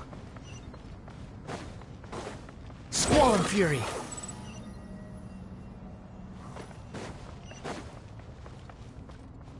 Quit following me. Found him! Over here! You're very persistent. Hey, you! Stop running and explain yourself! What do you...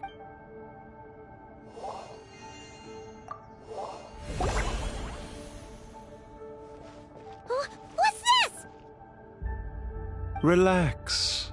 A small trap like this won't be enough to hold you. The sandstorms from Gurabad will die down soon enough, but this small window of time was all we needed to launch the next phase of our plan.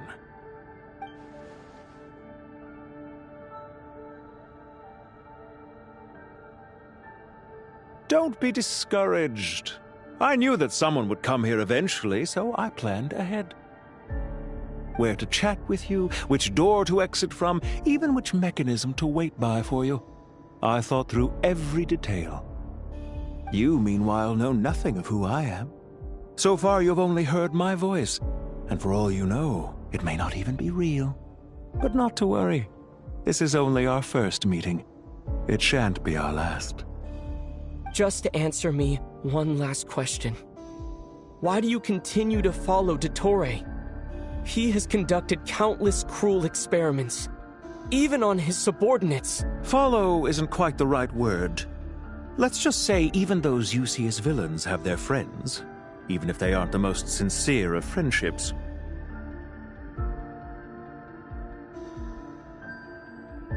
When any set of rules is established, there will be those who benefit and those who lose out. People will do anything to justify what they have gained or escape from the hardship imposed upon them. Neither he nor I are tolerated by the rules of this world. We were both searching for a new order. Our ideas of the final form that should take may have differed, but our journeys took a shared path. Goodbye, Traveler and Paimon. I wish you a timely escape, albeit not too soon. I will need a little more time to prepare, after all. Hey! Come back! Wait, this dark wall. We've seen these on our adventures before. It swallows people up! I'm sorry. She shouldn't have jumped the gun! Okay. He may have fooled us this time, but we'll get it back!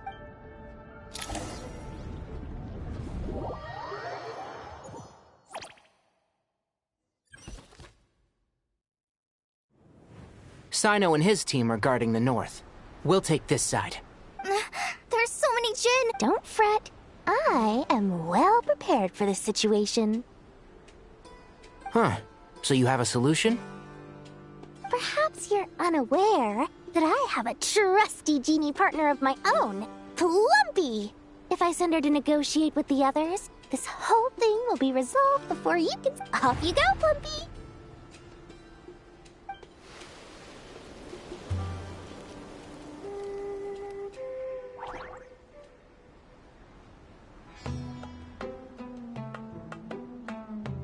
Come on, what's the holdup?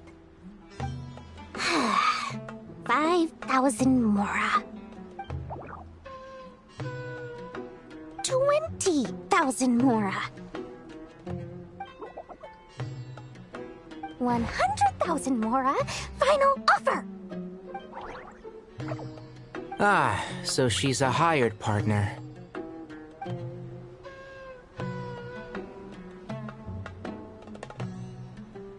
Hired partners are reliable too.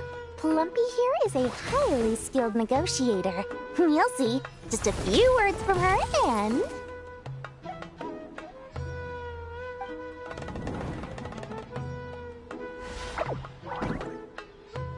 Plumpy!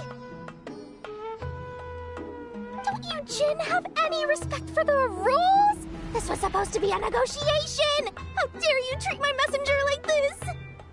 You wanna play rough? Two can play at that game!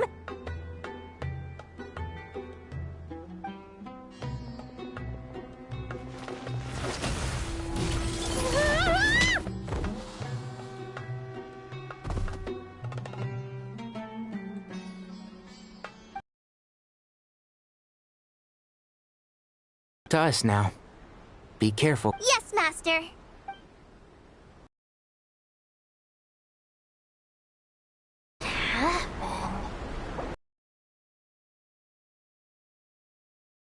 Never mind! Plumpy, it's time for revenge! You know, this reminds me of when you first arrived in Avidia Forest. You were trying to help a child retrieve a lost toy when you stumbled upon Spino Crocodile territory by mistake. Yeah, I remember. Our first time being side by side. We're strangers. Please stop.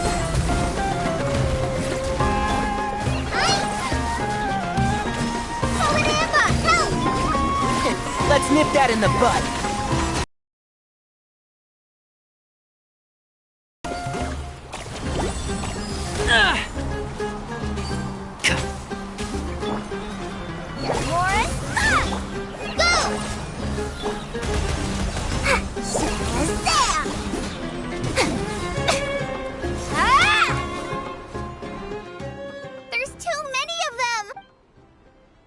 I can't believe I used 12 rare items in one battle! Ugh. I shudder to think how this is going to affect this month's accounts. The sight of that glaring deficit might be more than my poor... Tighnari, how's the situation on your end? We held the line, though it was a close call. But it looks like they're preparing for another attack. They've breached our defenses in the south. The Jin are pouring in. We're moving the villagers to the north as we speak. We're hemmed in. This is getting precarious. Our margin for error just got a lot smaller. That's why we wanted to confirm your status. We need to consider our next move carefully. Bad news! Another line of defense has been breached. Kale, go with them and assess the situation. Dory and I will hold the line here. But Master! Even with 3 of us... This is not a discussion, Kale. Don't worry about us. Wait! You can't pin all your hopes on me!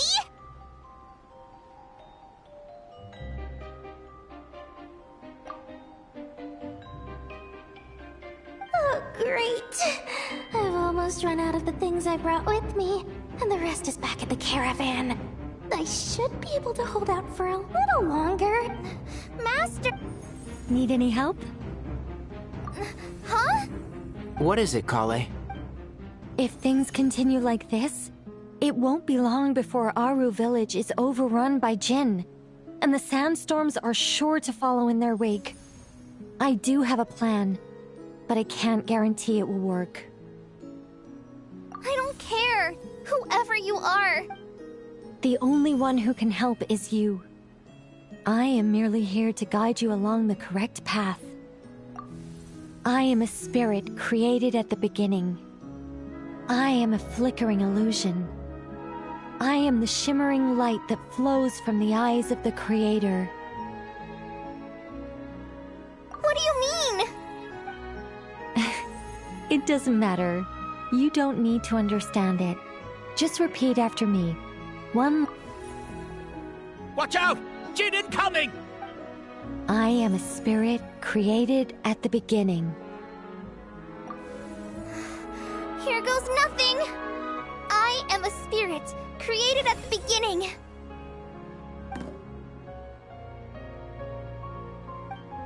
I am a flickering illusion. I am a flickering illusion. What's wrong, Plumpy? I've never seen you so agitated before. But how do you... Do you know what Kale is reciting? I am the shimmering light that flows from the eyes of the Creator.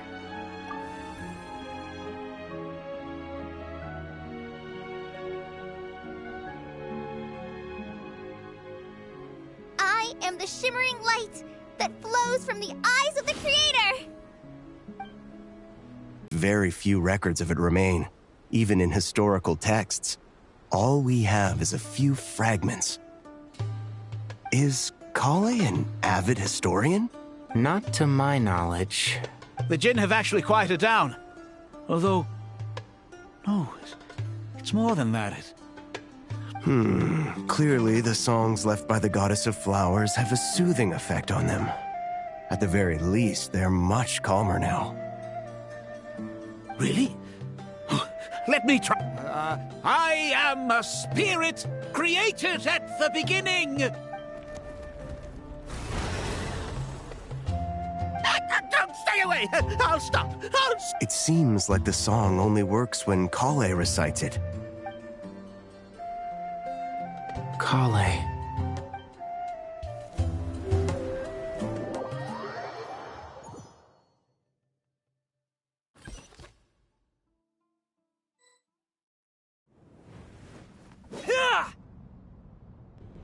Any luck?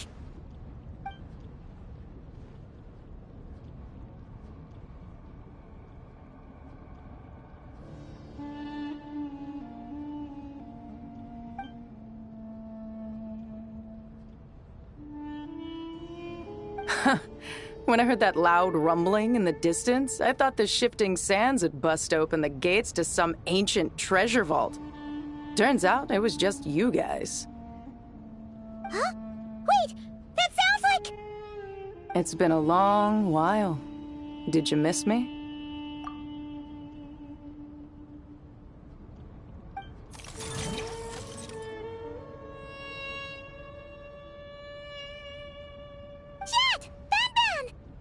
Let's save the catching up for later. First, I gotta get you guys out of there. This should be the right mechanism. Ben, can you handle it?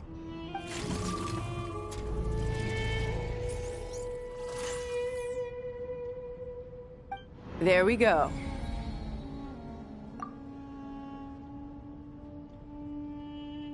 Come on, let's leave this place.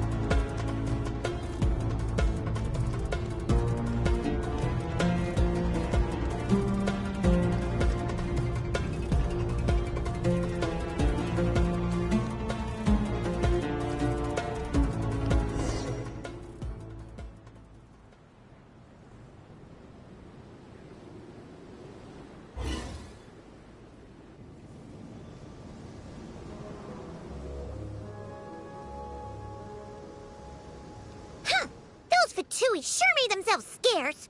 It's like they were never here. The Fatui? They came to the desert again? Yep. No idea what they're planning this time. They were being very coy about it. How have you been, Jet? Well, since we last met, I've started my own band of mercs. We've actually made quite a name for ourselves. Oh, yeah. On a slightly different note, I finally took care of Masaira. Not much to write home about. It was just another day. Found his hideout. Dragged him out of his cozy little bed. He tried to talk me into seeing his point of view, as usual. But I'm way past that by now. There was nothing he could say to save his life.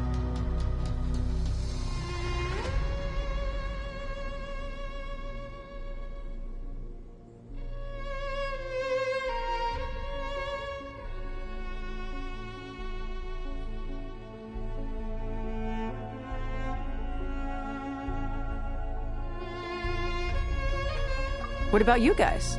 Bet you've forgotten all about me and Ben, huh? Of course not! We're super duper best friends! Wow. Sounds like I should make time to visit some other nations too. Anyway, what brings you to Gurabat? Oh, right. Paimon almost forgot. We're here to look for Lilu. Oh, that bottle? Yeah! We need her power to calm the Jinn and stop the sandstorms. Here's hoping we actually manage to find her, after all the trouble we've been through. Surely, with everything's been going on in Gurubad, she must...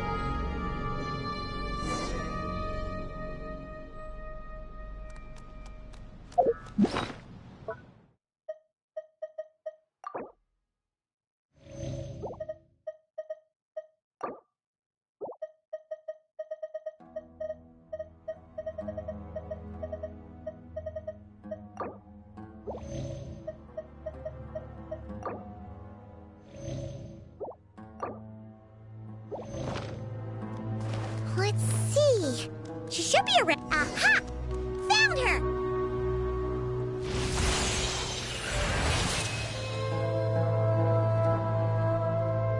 Lilliput! What a long dream that was. It's been a while, my master. Oh, and you're here too, little wildcat.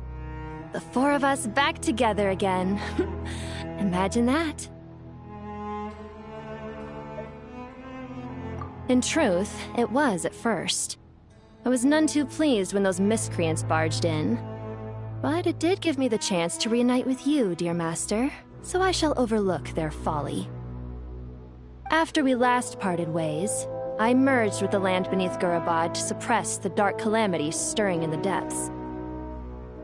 It rekindled the flame of vengeance within the Jinn, depriving Gurubad of any hope of peace.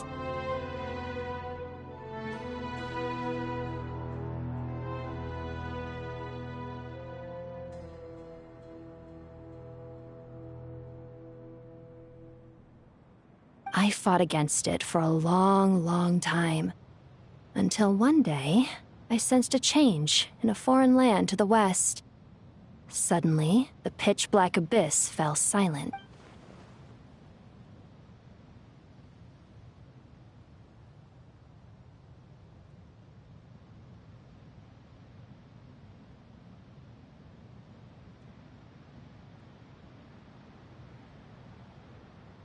Once satisfied that that dark power could no longer bewitch the Jinn, I too fell into a deep slumber, from which I have only now awoken. Why have you returned to Gurabad, my master? And why is my sand-swept homeland in disarray? Well, basically, Sumeru's in danger and a lot of our friends are affected. Some bad guys messed around with Irminsul and now they've released the Jinn in here. We managed to chase off the culprits, but we have no idea how to seal this place back up and stop the sandstorms. Child's play. I shall quell the Jinn and scatter the storms. Thank you, Lilupar. No need to thank me, my master. I have granted many wishes in my time, and this was the most trivial of them all.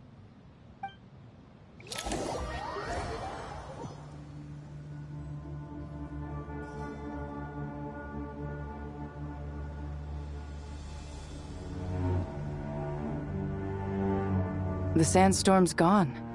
The sun shines bright again.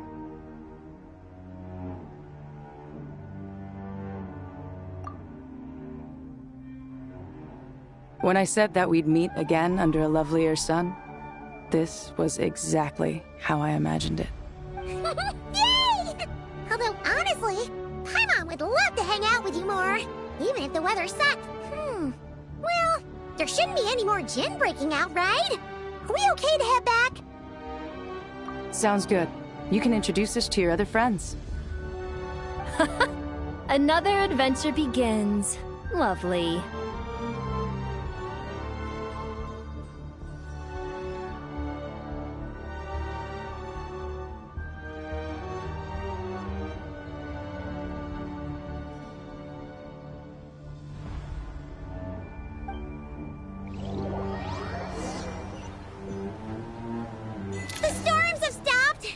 We should be able to get to the Temple of Silence without any problems now.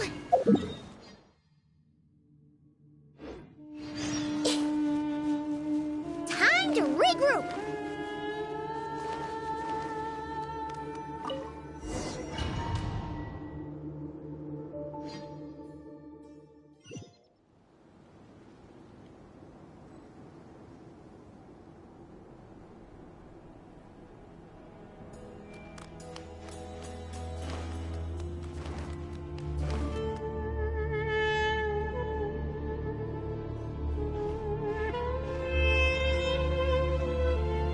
So, this is the Temple of Silence. I've heard the Nagarjanites mention it in passing, but I never imagined it would be this big. It's colossal. I thought the temple moved to the rainforest ages ago. When did they scamper back into the desert? I don't know. This plan sounds a little too risky. Even in King Deshret's day, this was experimental technology. We have no idea what could happen if we act— Well, unless you know of another viable alternative for the Akasha terminal, I'm afraid this is our only option. The plan is sound, and the risks are manageable. However, if we are to proceed, we must act quickly. The scale of this project is enormous. Even with Kaveh, Faruzan, and every other scholar of mechanics working on it full-time, the proposed modifications won't happen overnight.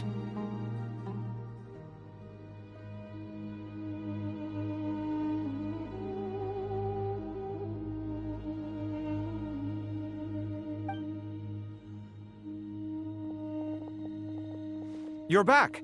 Everything all right?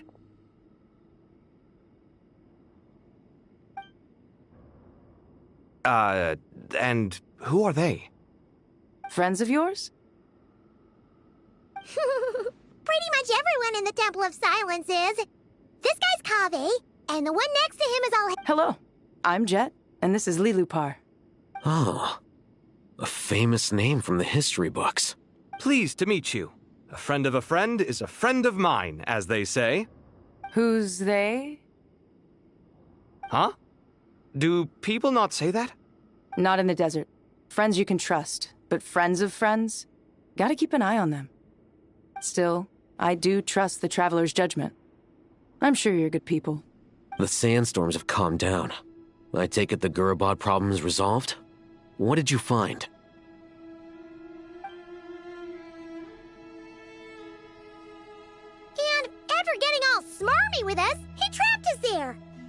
Luckily, Jet used the mechanism outside to free us, and then we got Lilupar to put a stop to the chaos. Wow. Thanks for being there to help them. So, this mystery man openly admitted that he was merely a Harbinger subordinate. Yeah? Is there something weird about that?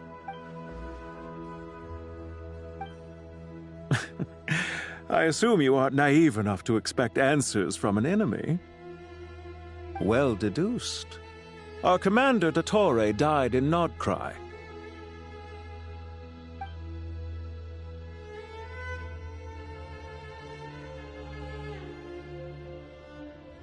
Are you wondering about his true identity? Or do you think there's a big conspiracy behind all this? I wouldn't go as far as to call it a conspiracy. Just the simple fact that having someone to shift the blame on tends to prove useful should trouble come knocking later. The most important thing for now is to solve the immediate problem. Perhaps that man knew you wouldn't have the resources to investigate his background and so didn't put much effort into disguising himself. This is all getting a little cryptic for me. I'll let you guys talk while I take a walk with Lilupar.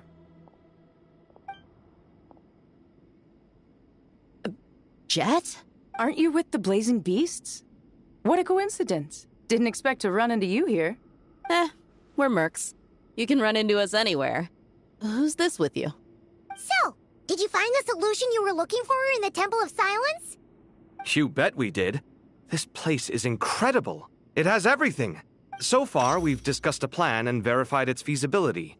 Building a new system from scratch is out of the question. So our only option is to modify the Akasha using certain resources we hope to find in the mausoleum of King Deshret. According to certain sources in the Temple of Silence, there is a core device in King Deshret's mausoleum known as Aru. Little is known about this device in academic circles, which suggests it was hidden quite effectively.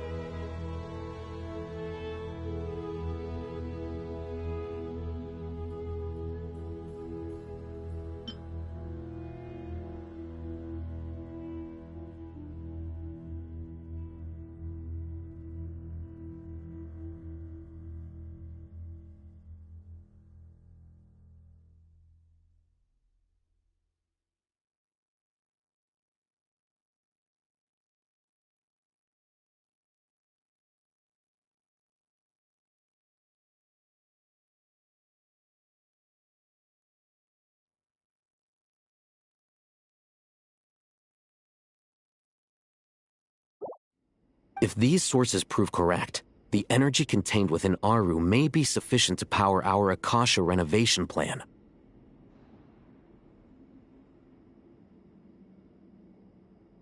However, this raises difficult questions regarding technological integration.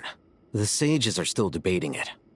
Yeah, but I'm sure they'll reach a compromise once they've argued it out. The people of the rainforest are always cautious when it comes to desert technology. But times of crisis like this leave us with little choice. Wait, Paimon has a question. Is this the same Aru we've heard of before? It's sealed off, right? Some sort of prison where the Goat King, Ibis King, and Crocodile King are locked up.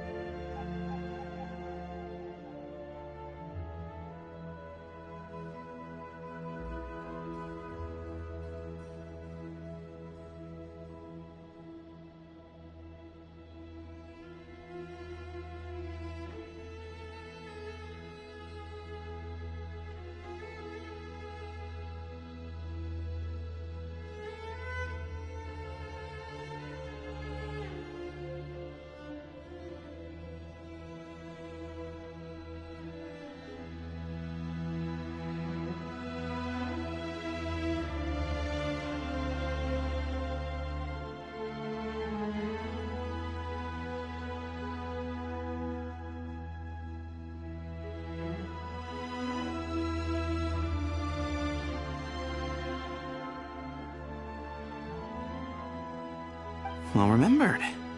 Yes, according to our records, Aru was the most brilliant creation King Deshret ever conceived of. Built by divine and mortal artisans working together. It was a miraculous accomplishment, and it lies hidden deep within the king's mausoleum to this day.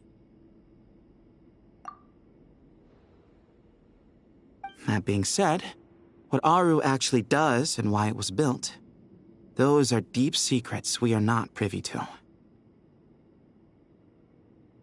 Until recently, I wouldn't have been optimistic that the place even exists. The only reason I'm inclined to believe it now is because we heard it from the Ibis King Thoth himself at his temple. The tale of how the 3 retainers of Al-Akhmar were imprisoned in Aru. Paimon totally gets that.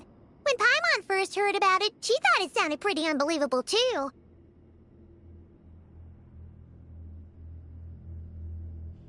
Do you guys still remember that? The Ibis King told us they were trapped in Aru and that they had to answer 3 questions to get out. I think I remember. What causes our rise and fall? What obliterates love and hate? And what determines truth and falsehood? Those were the 3 questions, right? Yeah. If only Nefer were here. She's dealt with the Ibis King before, so she might know more. Oh. Not cry. Funny. She showed up here earlier. Huh? Yeah. Had another lady with her, too. Both said they knew you. They contacted the sage. Really? They came here to help? Yes, really. It was just before you got back. One of them said she's made Nod Cry her home. If she's the person you were talking about... Looks like betting on Aru was the right choice. See? They're right over there. Nicole! Nefer! Why, hello! We're here to help.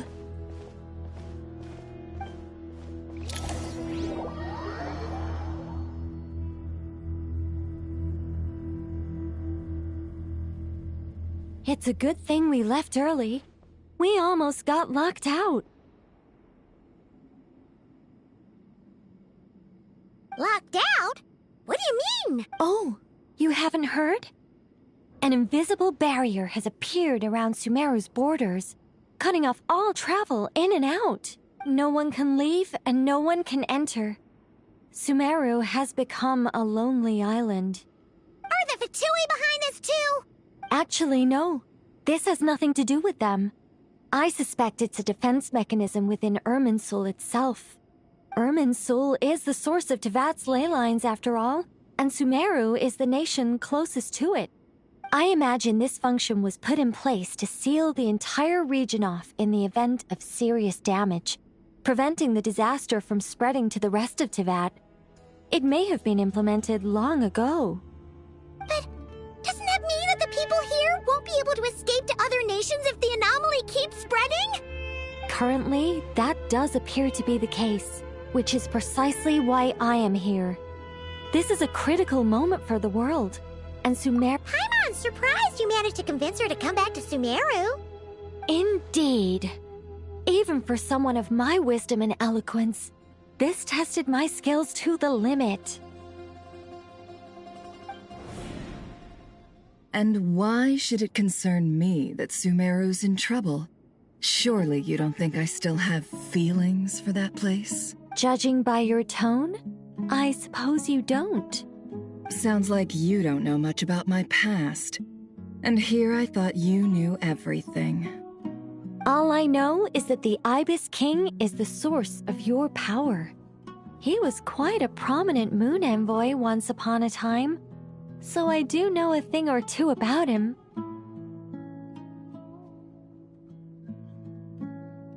As for your past, I have ways to learn the full story if I wish to. But everyone has secrets they'd rather keep to themselves, wouldn't you say? I'm glad you see it that way, Miss Nicole. I've chosen to call Nodcry home, which is why I did my part in its hour of need. That doesn't mean world savings become a habit with me. I have no particular desire to play hero in Sumeru, thank you. I understand. Human emotions do not appear and disappear without cause. There is always a reason to be found behind. Still, if time has taught me anything, it's that human emotions are often complex and in conflict. That's why people change their minds about things all the time. But that's where we angels come in. Our duty, ultimately, is to guide people towards their deepest, truest desires. And so I wish to hear about your past, because I do not believe you are motivated by hatred alone. And if we still arrive at different conclusions in the end, that's okay. I refuse. Wait, what? But I set the atmosphere and everything. Isn't this supposed to be the moment when we finally open up to one another? Is it? Maybe I'm not so good at reading the atmosphere. You're right, Nicole. There's more to me than just hatred. Had it consumed me, I'd be left stuck in the past forever, never living in the present. But I don't think that your guidance can change my mind. The all-consuming sands, the bloodshed, both deserved and undeserved. Those old emotions cling to me like a shadow. Do you wish to shake them off? No. I hope to remember them forever. Those emotions and memories shaped me into the person I am today. They'll always be a part of me. In that case, would you like to hear my perspective? Sure. It's not every day you get to hear an angel's opinion. A long, long time ago, when the angels still walked freely upon the earth, I found life tedious.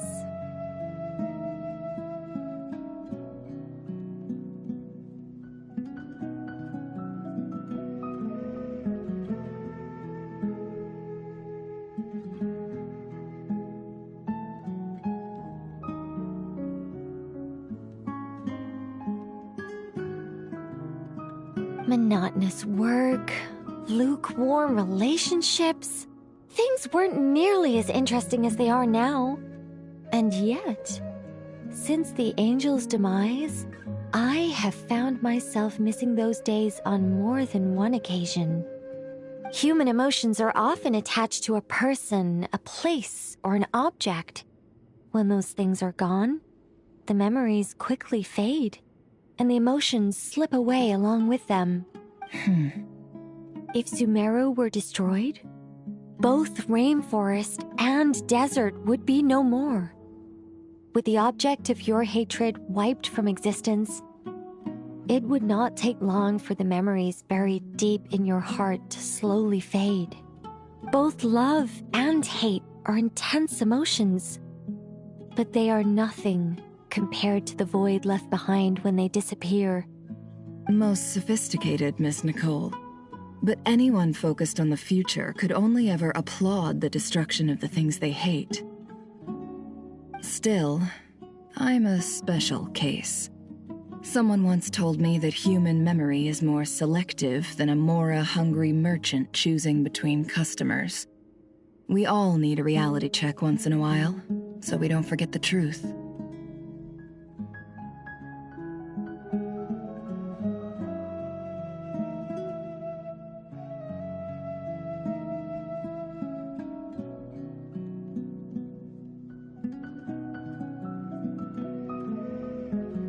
As much as I dislike Sumeru, this is no way for it to perish.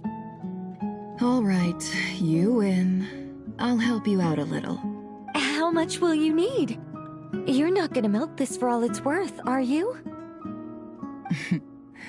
What do you think? I'll be upfront with you. I don't have much more on me. If that's what you need, I could borrow some from Alice. Or perhaps I could pay in sculptures. The ones I carve are actually worth quite a lot. Just cover my travel expenses. Huh? Is that all? That's all. Given all the people I owe favors to, I can just about justify a trip to Sumeru. Yehoda! Here, boss! What do you need? I'm going back to Sumeru for a while. While I'm away, you'll be in charge of the curatorium. Me? I'm in charge? Whoa! Don't worry, boss! And that was how the ingenious Angel Nicole brought you the perfect person for the job in your hour of need. Hip hip hooray! That was far more detailed than necessary. Not lacking in embellishment either. I never thought I'd return. Especially not the desert. But life doesn't always go as planned, I suppose. What's Candace up to? I don't think I've seen her yet. She is still taking care of things in our village. Should be joining us before too long.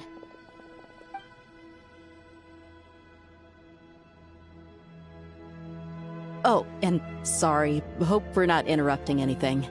We have some good news, though. We're planning to go to the mausoleum of King Deshret to look for the legendary Aru, then use it to try and restore the Akasha system. According to records in the Temple of Silence, the mausoleum houses something called Aru's Chute, which can be used to establish connection with Aru.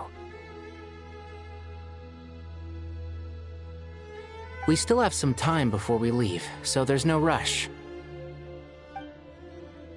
By the way, who are these two new faces? Just call me Nefer. I'm based in Nogcry. Did I hear you mention Aru? Correct. Well, I happen to have a connection with one of the 3 retainers imprisoned inside, the Ibis King. I'm here to get things done, so if you don't mind, I think I should come with you. That sounds perfect. Miss Nefer, are you from the desert by any chance? Why do you ask? I don't know. There's a familiar air about you. Plus, you mentioned Candace. Sorry, I don't mean to pry. I'm Dia, an Eremite mercenary. My work usually keeps me out in the desert. I'm on good terms with Dory, and she's mentioned you all before. It's nice to finally put faces to the names. However, my associate here is probably less well acquainted with you. Why don't you all introduce yourselves? Actually, I'm a little better acquainted than you might think. Huh? Huh. Are my eyes playing tricks on me? It looked like you spoke without moving your mouth. Ventriloquism. I have heard tell of it before. What is it, Kale? It's you! You're the voice who's been speaking in my head, aren't you? You encouraged me to report my dreams to the Dendro Archon, and got me to recite that magic prayer. Mm-hmm. I have many titles, but let's go with the most pertinent one. I am Nicole Rain, an angel who has lived since ancient times.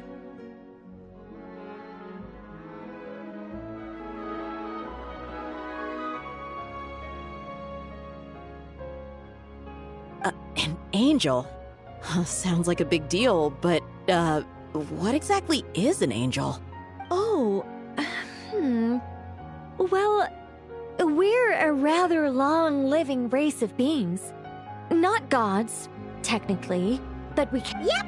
And she's also an amazing sculptor! You could say she's a real creative type. Well, ma'am, if both the Traveler and Paimon give you rave reviews, you must— Oh, please don't call me ma'am. I find it so awkward when people get too formal with me.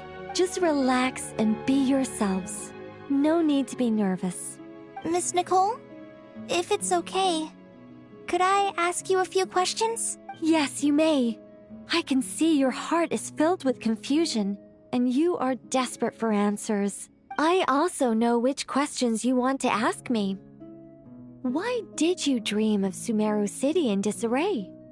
Why did those verses soothe the Jinn only when recited by you? I can guide you to the truth, but it involves a personal secret of yours. I'd prefer to speak with you alone, if possible.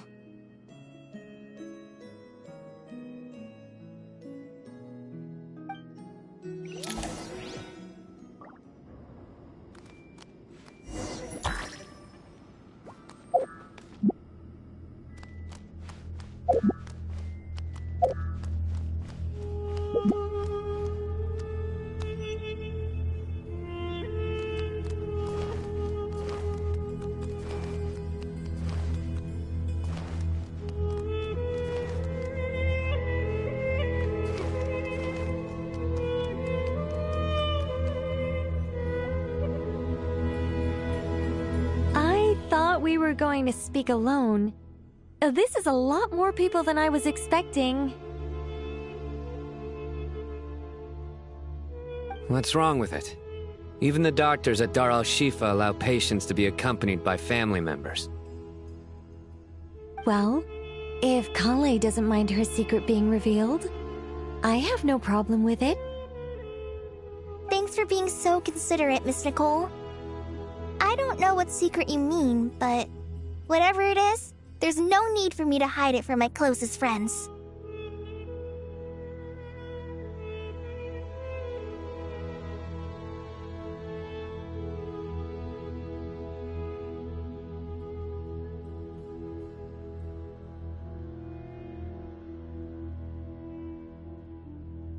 Closest friends?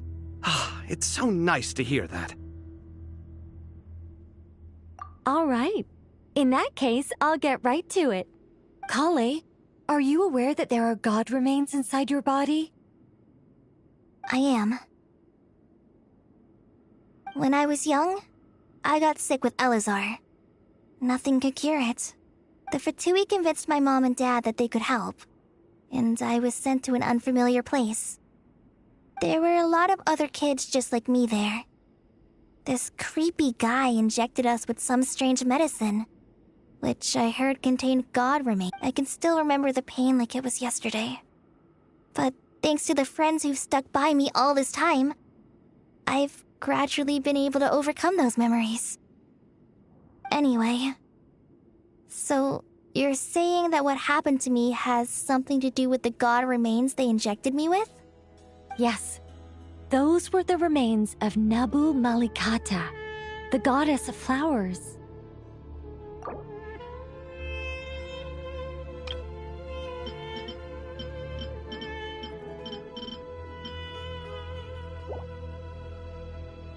What?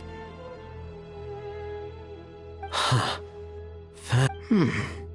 You don't seem surprised like the rest of us. The possibility crossed my mind when Kale recited the Goddess of Flowers song and calmed the Jinn. You made Paimon jump! What are you doing here, Lilupar? I was merely passing through when I heard the name of the Goddess of Flowers. Be assured that I share your surprise. You, with the hat. Are you certain? I sense no trace of the Lord of Flowers within her. Well, it is a very small fragment. Unless special methods are used to manifest its power, even her closest acquaintances would find it near impossible to detect. After the goddess passed away, her remains were scattered across the desert. King Deshret gathered all the pieces he could find and buried them in the Eternal Oasis. But some fragments remained unaccounted for. Eventually, the Fatui must have found a way to track some of them down. Presumably for use in some experiment. It's not an uncommon occurrence. You're more shaken than I thought. In one sense, you've been extraordinarily lucky. So many people who yearn for this kind of power never attain it, yet you have coexisted with her all this time without even realizing it. I don't know what to say. I'm glad that I could help everyone with this power, really. But knowing that a fragment of the Goddess of Flowers is inside my body is... it's a strange feeling. Well, people value their autonomy very highly. Even a well-intentioned intruder can shake one's sense of self. I understand how you feel, Kale. But once you get used to it, you'll find it's nothing to be concerned about. Huh. I guess you, of all people, have a good reason to speak on this. 2 good reasons, in fact. Incidentally, 3 is the maximum number of Hermanubis' Ba fragments that I could bear.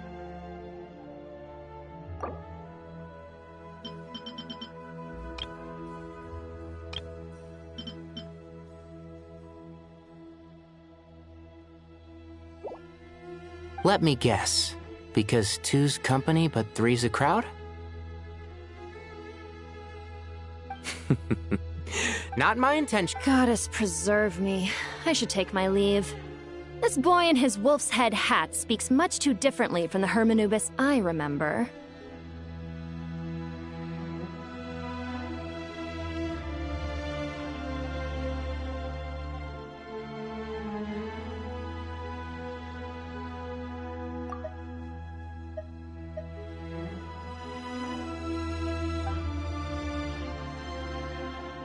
Kale, all I'm trying to say is, no matter how many Hermanubis fragments there are within me, you wouldn't think of me as Hermanubis. In the same way, you are simply you. Yeah, I know what you mean. So about that dream I had, was it a warning from the goddess of flowers? Yes. Just like me, she was an angel created by the primordial humans, born with the instinct to guide living beings. Though her body and soul have perished, her essence retains its natural instincts. Even her smallest remaining fragments would do their utmost to send you that warning.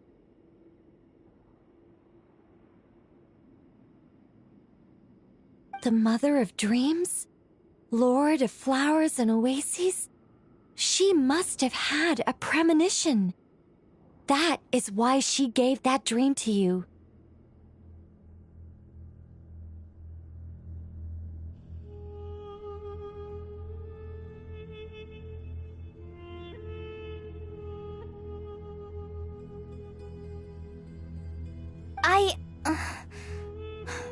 We won't let our efforts go to waste. But I still don't understand. Why me? Yes. Why indeed? You weren't the only one injected with god remains, but only in you have her fragments persisted. I suspect it may be because of the firm will you showed in the face of suffering. She was likely assimilated by that will. Of course, this doesn't mean you have to shoulder any extra responsibility. As this young man said, you are who you are, and that will not change. All right, any further questions from the family members of the patient? If not, we should head to the mausoleum of King Deshret. Let's move out. Time to put our plan into action. We all hope it'll work. But will we really be able to open Aru? And even if all 7 pillars of King Deshret agree to let us proceed, the scale of the work to follow is daunting to say the least. Haven't you handled other big projects before? I mean, the biggest project I've worked on to date is probably the Palace of Alcazarzaray, I guess? But this is orders of magnitude beyond that. It's a total nightmare. Look on the bright side. At least this time you're actually here when Sumeru needs you most. You won't have to come asking me for details after the fact. Mock me all you want. But now that I'm here, things will be resolved far more quickly and smoothly than last time. Kave's self-doubt disappeared in an instant. Like magic. Well, this confidence is most gladdening. Now, go and pack your things. We'll head to the mausoleum as soon as you're ready.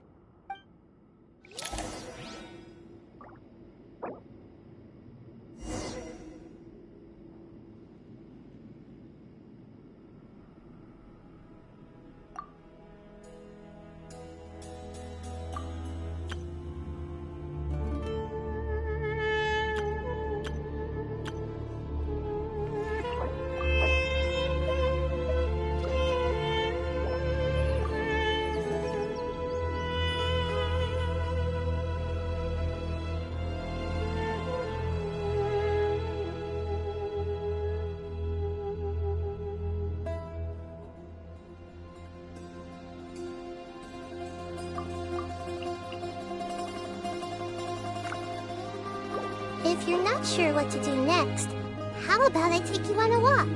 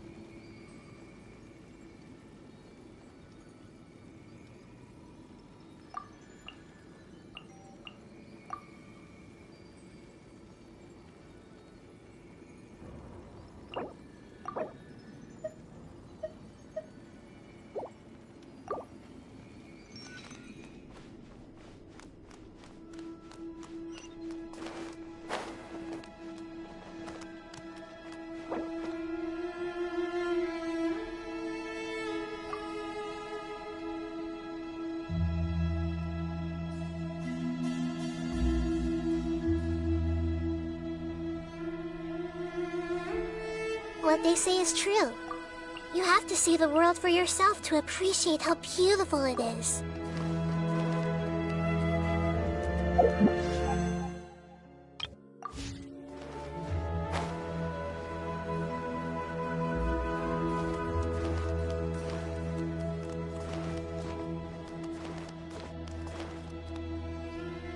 Oh, Miss Nicole.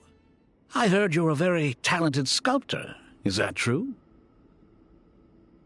Oh, I don't know. I wouldn't want to blow my own trumpet. Honestly, even though Kasharawar is best known for its focus on mechanics, plenty of Kasharawar scholars are quite serious about sculpting as a hobby. So if they rate your work, that's enough for us. We just have... Who's we? Myself and a few other scholars. Kashif, Daneshvar, come take a look. Oh, well, if you insist, I suppose there's no harm in showing you.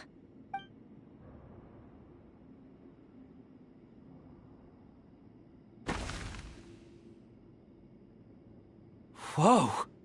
Where did that come from? Look at the level of detail.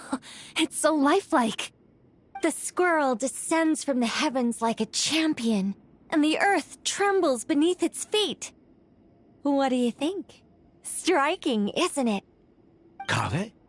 Kaveh, come here for a sec. Oh, and Madame Faruzan, didn't you used to study in our darshan? Come take a look. All right, but hang on a moment.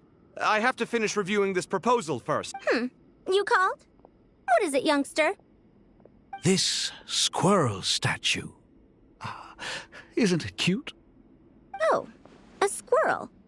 I wouldn't say cute per se. The realism is what stands out to me. Were you trying to carve a statue of a hero, young lady? Oh, a hero? I suppose so. Actually, I didn't really have a specific theme in mind. I just started working on it, and this is how it turned out. I see. Well, do you tend to read novels about heroes in your spare time? As a matter of fact, I do quite enjoy those. Everyone... Then perhaps this statue represents the heroic tale you long to see deep down inside. Also on the subject of heroism, I feel that if the subject posed with a finger raised towards the heavens, it would lend a greater gravitas to the overall image. I'm sure some would call it cliché or old-fashioned, but not me. I think it would be a perfect fit. It has a certain classical beauty about it. Kaveh! Sorry, Madame Faruzan, I'm a little busy right now. Don't wait up for me. What a pity. That young man has excellent aesthetic tastes. I was hoping to ask him for his opinion. What a genius idea! Why didn't I think of that? Classical beauty is a great direction to explore. That's it. Once I get back, I'm going to sculpt a heroic squirrel. Precisely. A declaration of victory. You and then place the two statues face to face. Yes! That's exactly what I was thinking.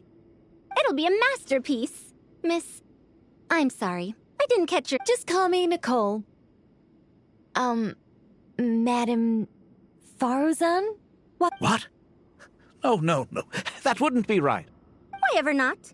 Madam is a state of mind cultivated from within. Anyone may call me Madam if they so desire. My dear Miss Nicole, once we make it through these trying times, should we have the pleasure of meeting again, I shall look forward to seeing your new work. In this day of age, it's rare to find people with an appreciation for classical aesthetics. Meeting you was truly a pleasant surprise.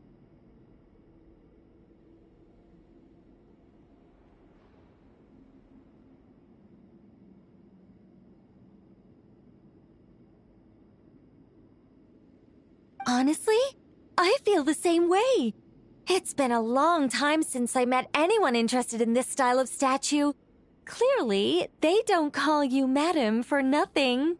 Also, I have to say, you're a very good judge of character. Because when I think about it, I really am someone who likes stories about heroes. That must be why I've quietly... Sorry, keeping watch over heroes? What exactly do you do for a living? Oh, never mind that. Let's not tell Madame Faruzan about Miss Nicole's true identity for now. Good idea. Let's limit the conversation to aesthetics.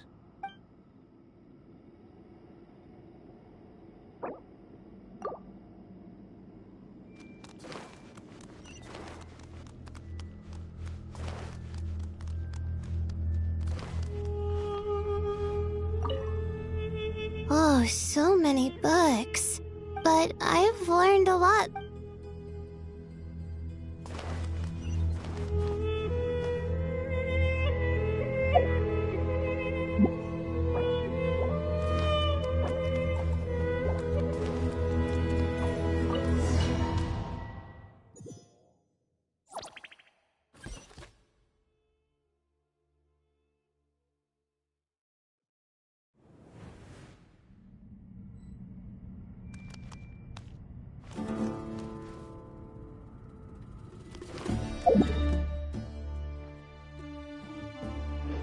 I hope everyone's ready.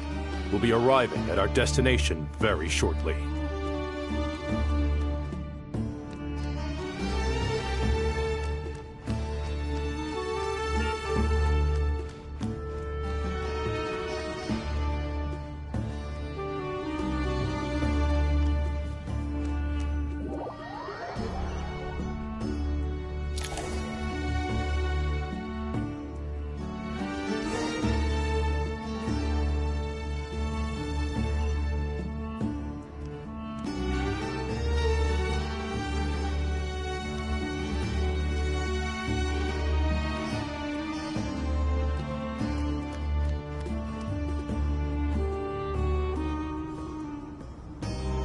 Why, we've not seen so many visitors ever, really.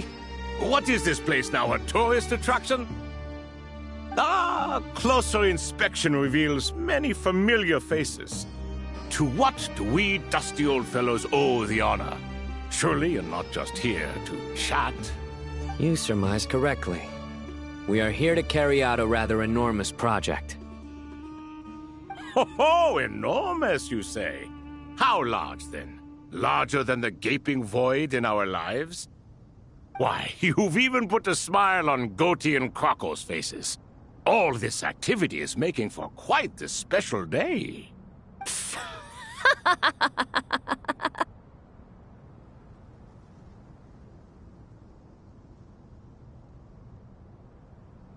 I know that laugh. Lilipar? What on earth are you doing here? Oh, this is hilarious. Turns out good things really do come to those who wait. As long as you stay alive long enough. When did you three get locked up in here? And still you act all high and mighty, putting on a show for the younglings. Truly hysterical. Why, you... Yes, I know. No need to shout. You're right, Lilipar. Goatee, Crocco, and I all have the same problem. But didn't King Deshret seal you away?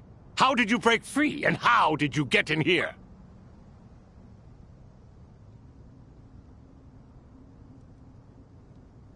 Who knows? Perhaps you can ask my master one day, should you ever get the chance.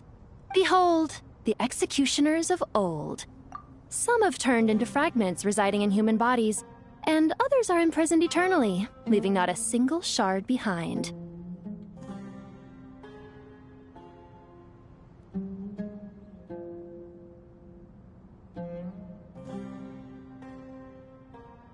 It's almost tragic, watching lowly prisoners like you act all self-important. Curiosity gnaws at you, doesn't it? Your interest in the outside world threatens to burst you at the seams. I'm starting to take a liking to this magic bottle lady. Time is of the essence. Let's get down to business. We come to you, O three ancient lords, to request your assistance on behalf of the Academia. If we can help you regain your freedom, then please consider lending us your aid. As for precisely what we need your help with, it's a long story. So, to demonstrate our sincerity, we are prepared to first resolve the problems that plague the three of you. All right, stop arguing, Croco. And Goatee, don't you start. What's the harm in letting her speak? It's not worth getting so angry about. Forget about her. The 3 questions are the crucial thing here. But do you really have a way to answer them? You once answered the final question, Nefer, but the seal did not open. Unless, with the passage of time, you have found a new answer? You could say so. When you first asked me what determines truth and falsehood, my answer was a liar's soul. Liars are the best at seeing through the falsehoods of the world. But if you want them to tell you the truth, you have to reach their soul. I think that makes sense. I found it quite compelling myself, and I told Nefer so. Unfortunately, it brought us no closer to liberation. Well, that's simply because it was my answer, not the one King Deshret was looking for. Can you guess which answer Al-Ahmar wanted then? Time. And that's not only the answer to the final question, it's the answer to all 3 of them. All things wax and wane with the passage of time. Love and hate eventually fade into nothing. Current affairs are always fraught with conflict and controversy. Only time can distinguish between right and wrong. You once described King Deshret as a proud man. I'd say that the prouder someone is, the more inclined they are to believe that only time is qualified to be their judge. Time. Well. Indeed. Perhaps in building Aru, our king was in fact attempting to reverse time, to bring love and hate, right and wrong, the rise and fall of all things back to their point of origin.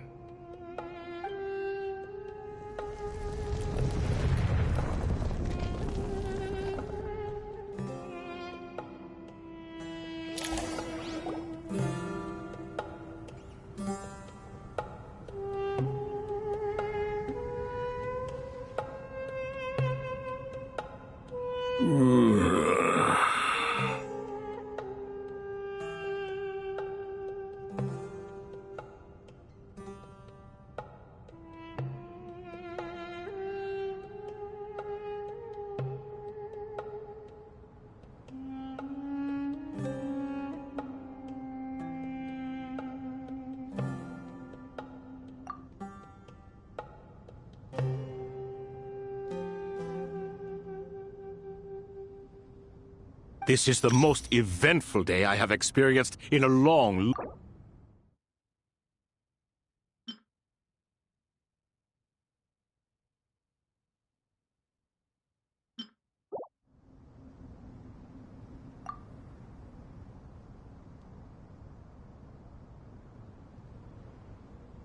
Are those 3 of the 7 pillars? Turns out the statues were quite faithful to the source. You 3 seem to be in good spirits. Prison can help a person grow and learn to cherish what they have. Nevertheless, after everything you've done for me, I sincerely hope you never have to experience it for yourself.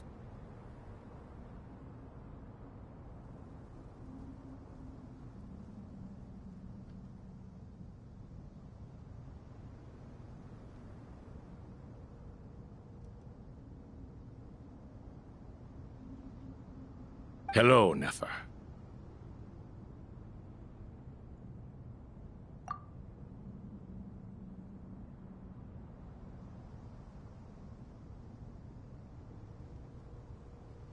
It's good to see you, Thoth, the Ibis King. Nice. Definitely puts my mind at ease, seeing you 2 getting along so well. Should we maybe introduce ourselves, or... Sure. I'm Sethos, the current leader of the Temple of Silence. This is General Mahamatra Sino, and this is the former Spantamat sage, Cyrus. But I'm guessing none of that means a whole lot to you. Everything is equally new to us, in truth. We've been gone from this mortal world for longer than you can imagine.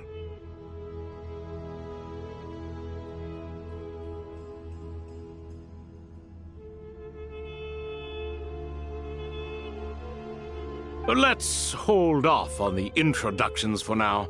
We can always ask Nefer about you later. It'll give me something to talk about with my chosen disciple.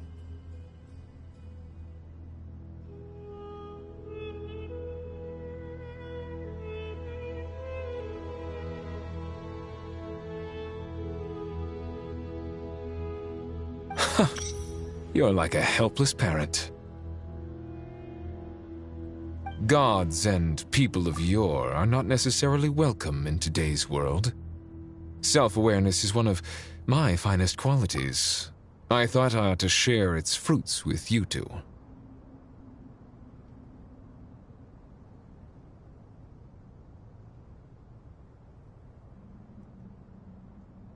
Is that so? Well, I think we'll take it in stride, just as we did with the 3 questions. Let's not forget, it was my persistence that won you both your freedom.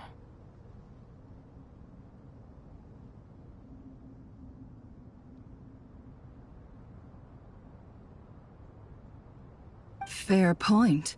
I have to applaud your persistence. And I must praise you for your wisdom. Now, state your wishes, young ones. I'm sorry? Why, your tremendous accomplishments deserve a reward, do they not? You must let us do something for you in return.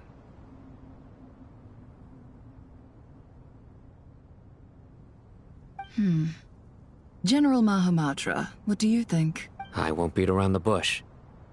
Sumeru is facing a crisis the likes of which have never been seen before. And we need your help.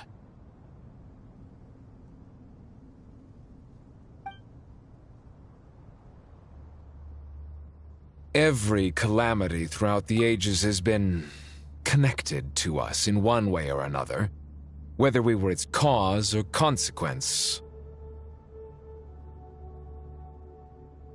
Whatever is wrong with Irminsul, it severely affected the Dendro Archon. She fell into a coma and is currently receiving treatment from the Dendro Dragon. The Dendro Dragon? I'm sorry. The Dendro Dragon is helping to heal the Dendro Archon? Not a pep, surely. Not vicious, cruel a pep who possesses no virtues aside from her basic instincts. Ah, good heavens. Oh, I shudder to think what could have caused Lesser Lord Kusanali to suffer such a plight. Still, why would the Dendro Dragon lend you her aid? She has always held nothing but contempt for the Archons. I suppose she and Kusanali must have some history.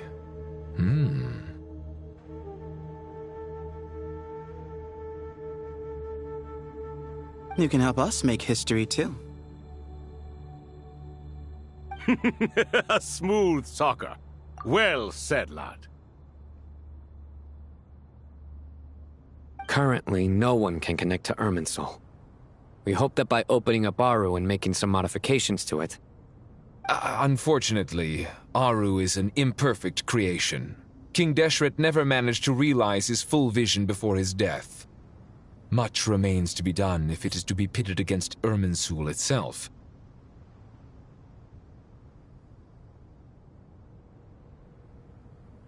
Besides, I hear your reasons, but to give Aru up over such would be... The archaeological records clearly indicate that although Aru's construction took a long time, it was not beyond human means to achieve. Modern technology should solve the efficiency issues. We have no choice but to go all in on this. This is by no means a threat. But the only reason we helped you escape from Aru was to gain the necessary leverage to negotiate with you. You asked us to state our wishes, and we have. Each one of us here needs your help, as do all the thousands of people living in Sumeru. They need you. and they need Aru. What do we think, my fellow old fogies? Shall we lend our support or not?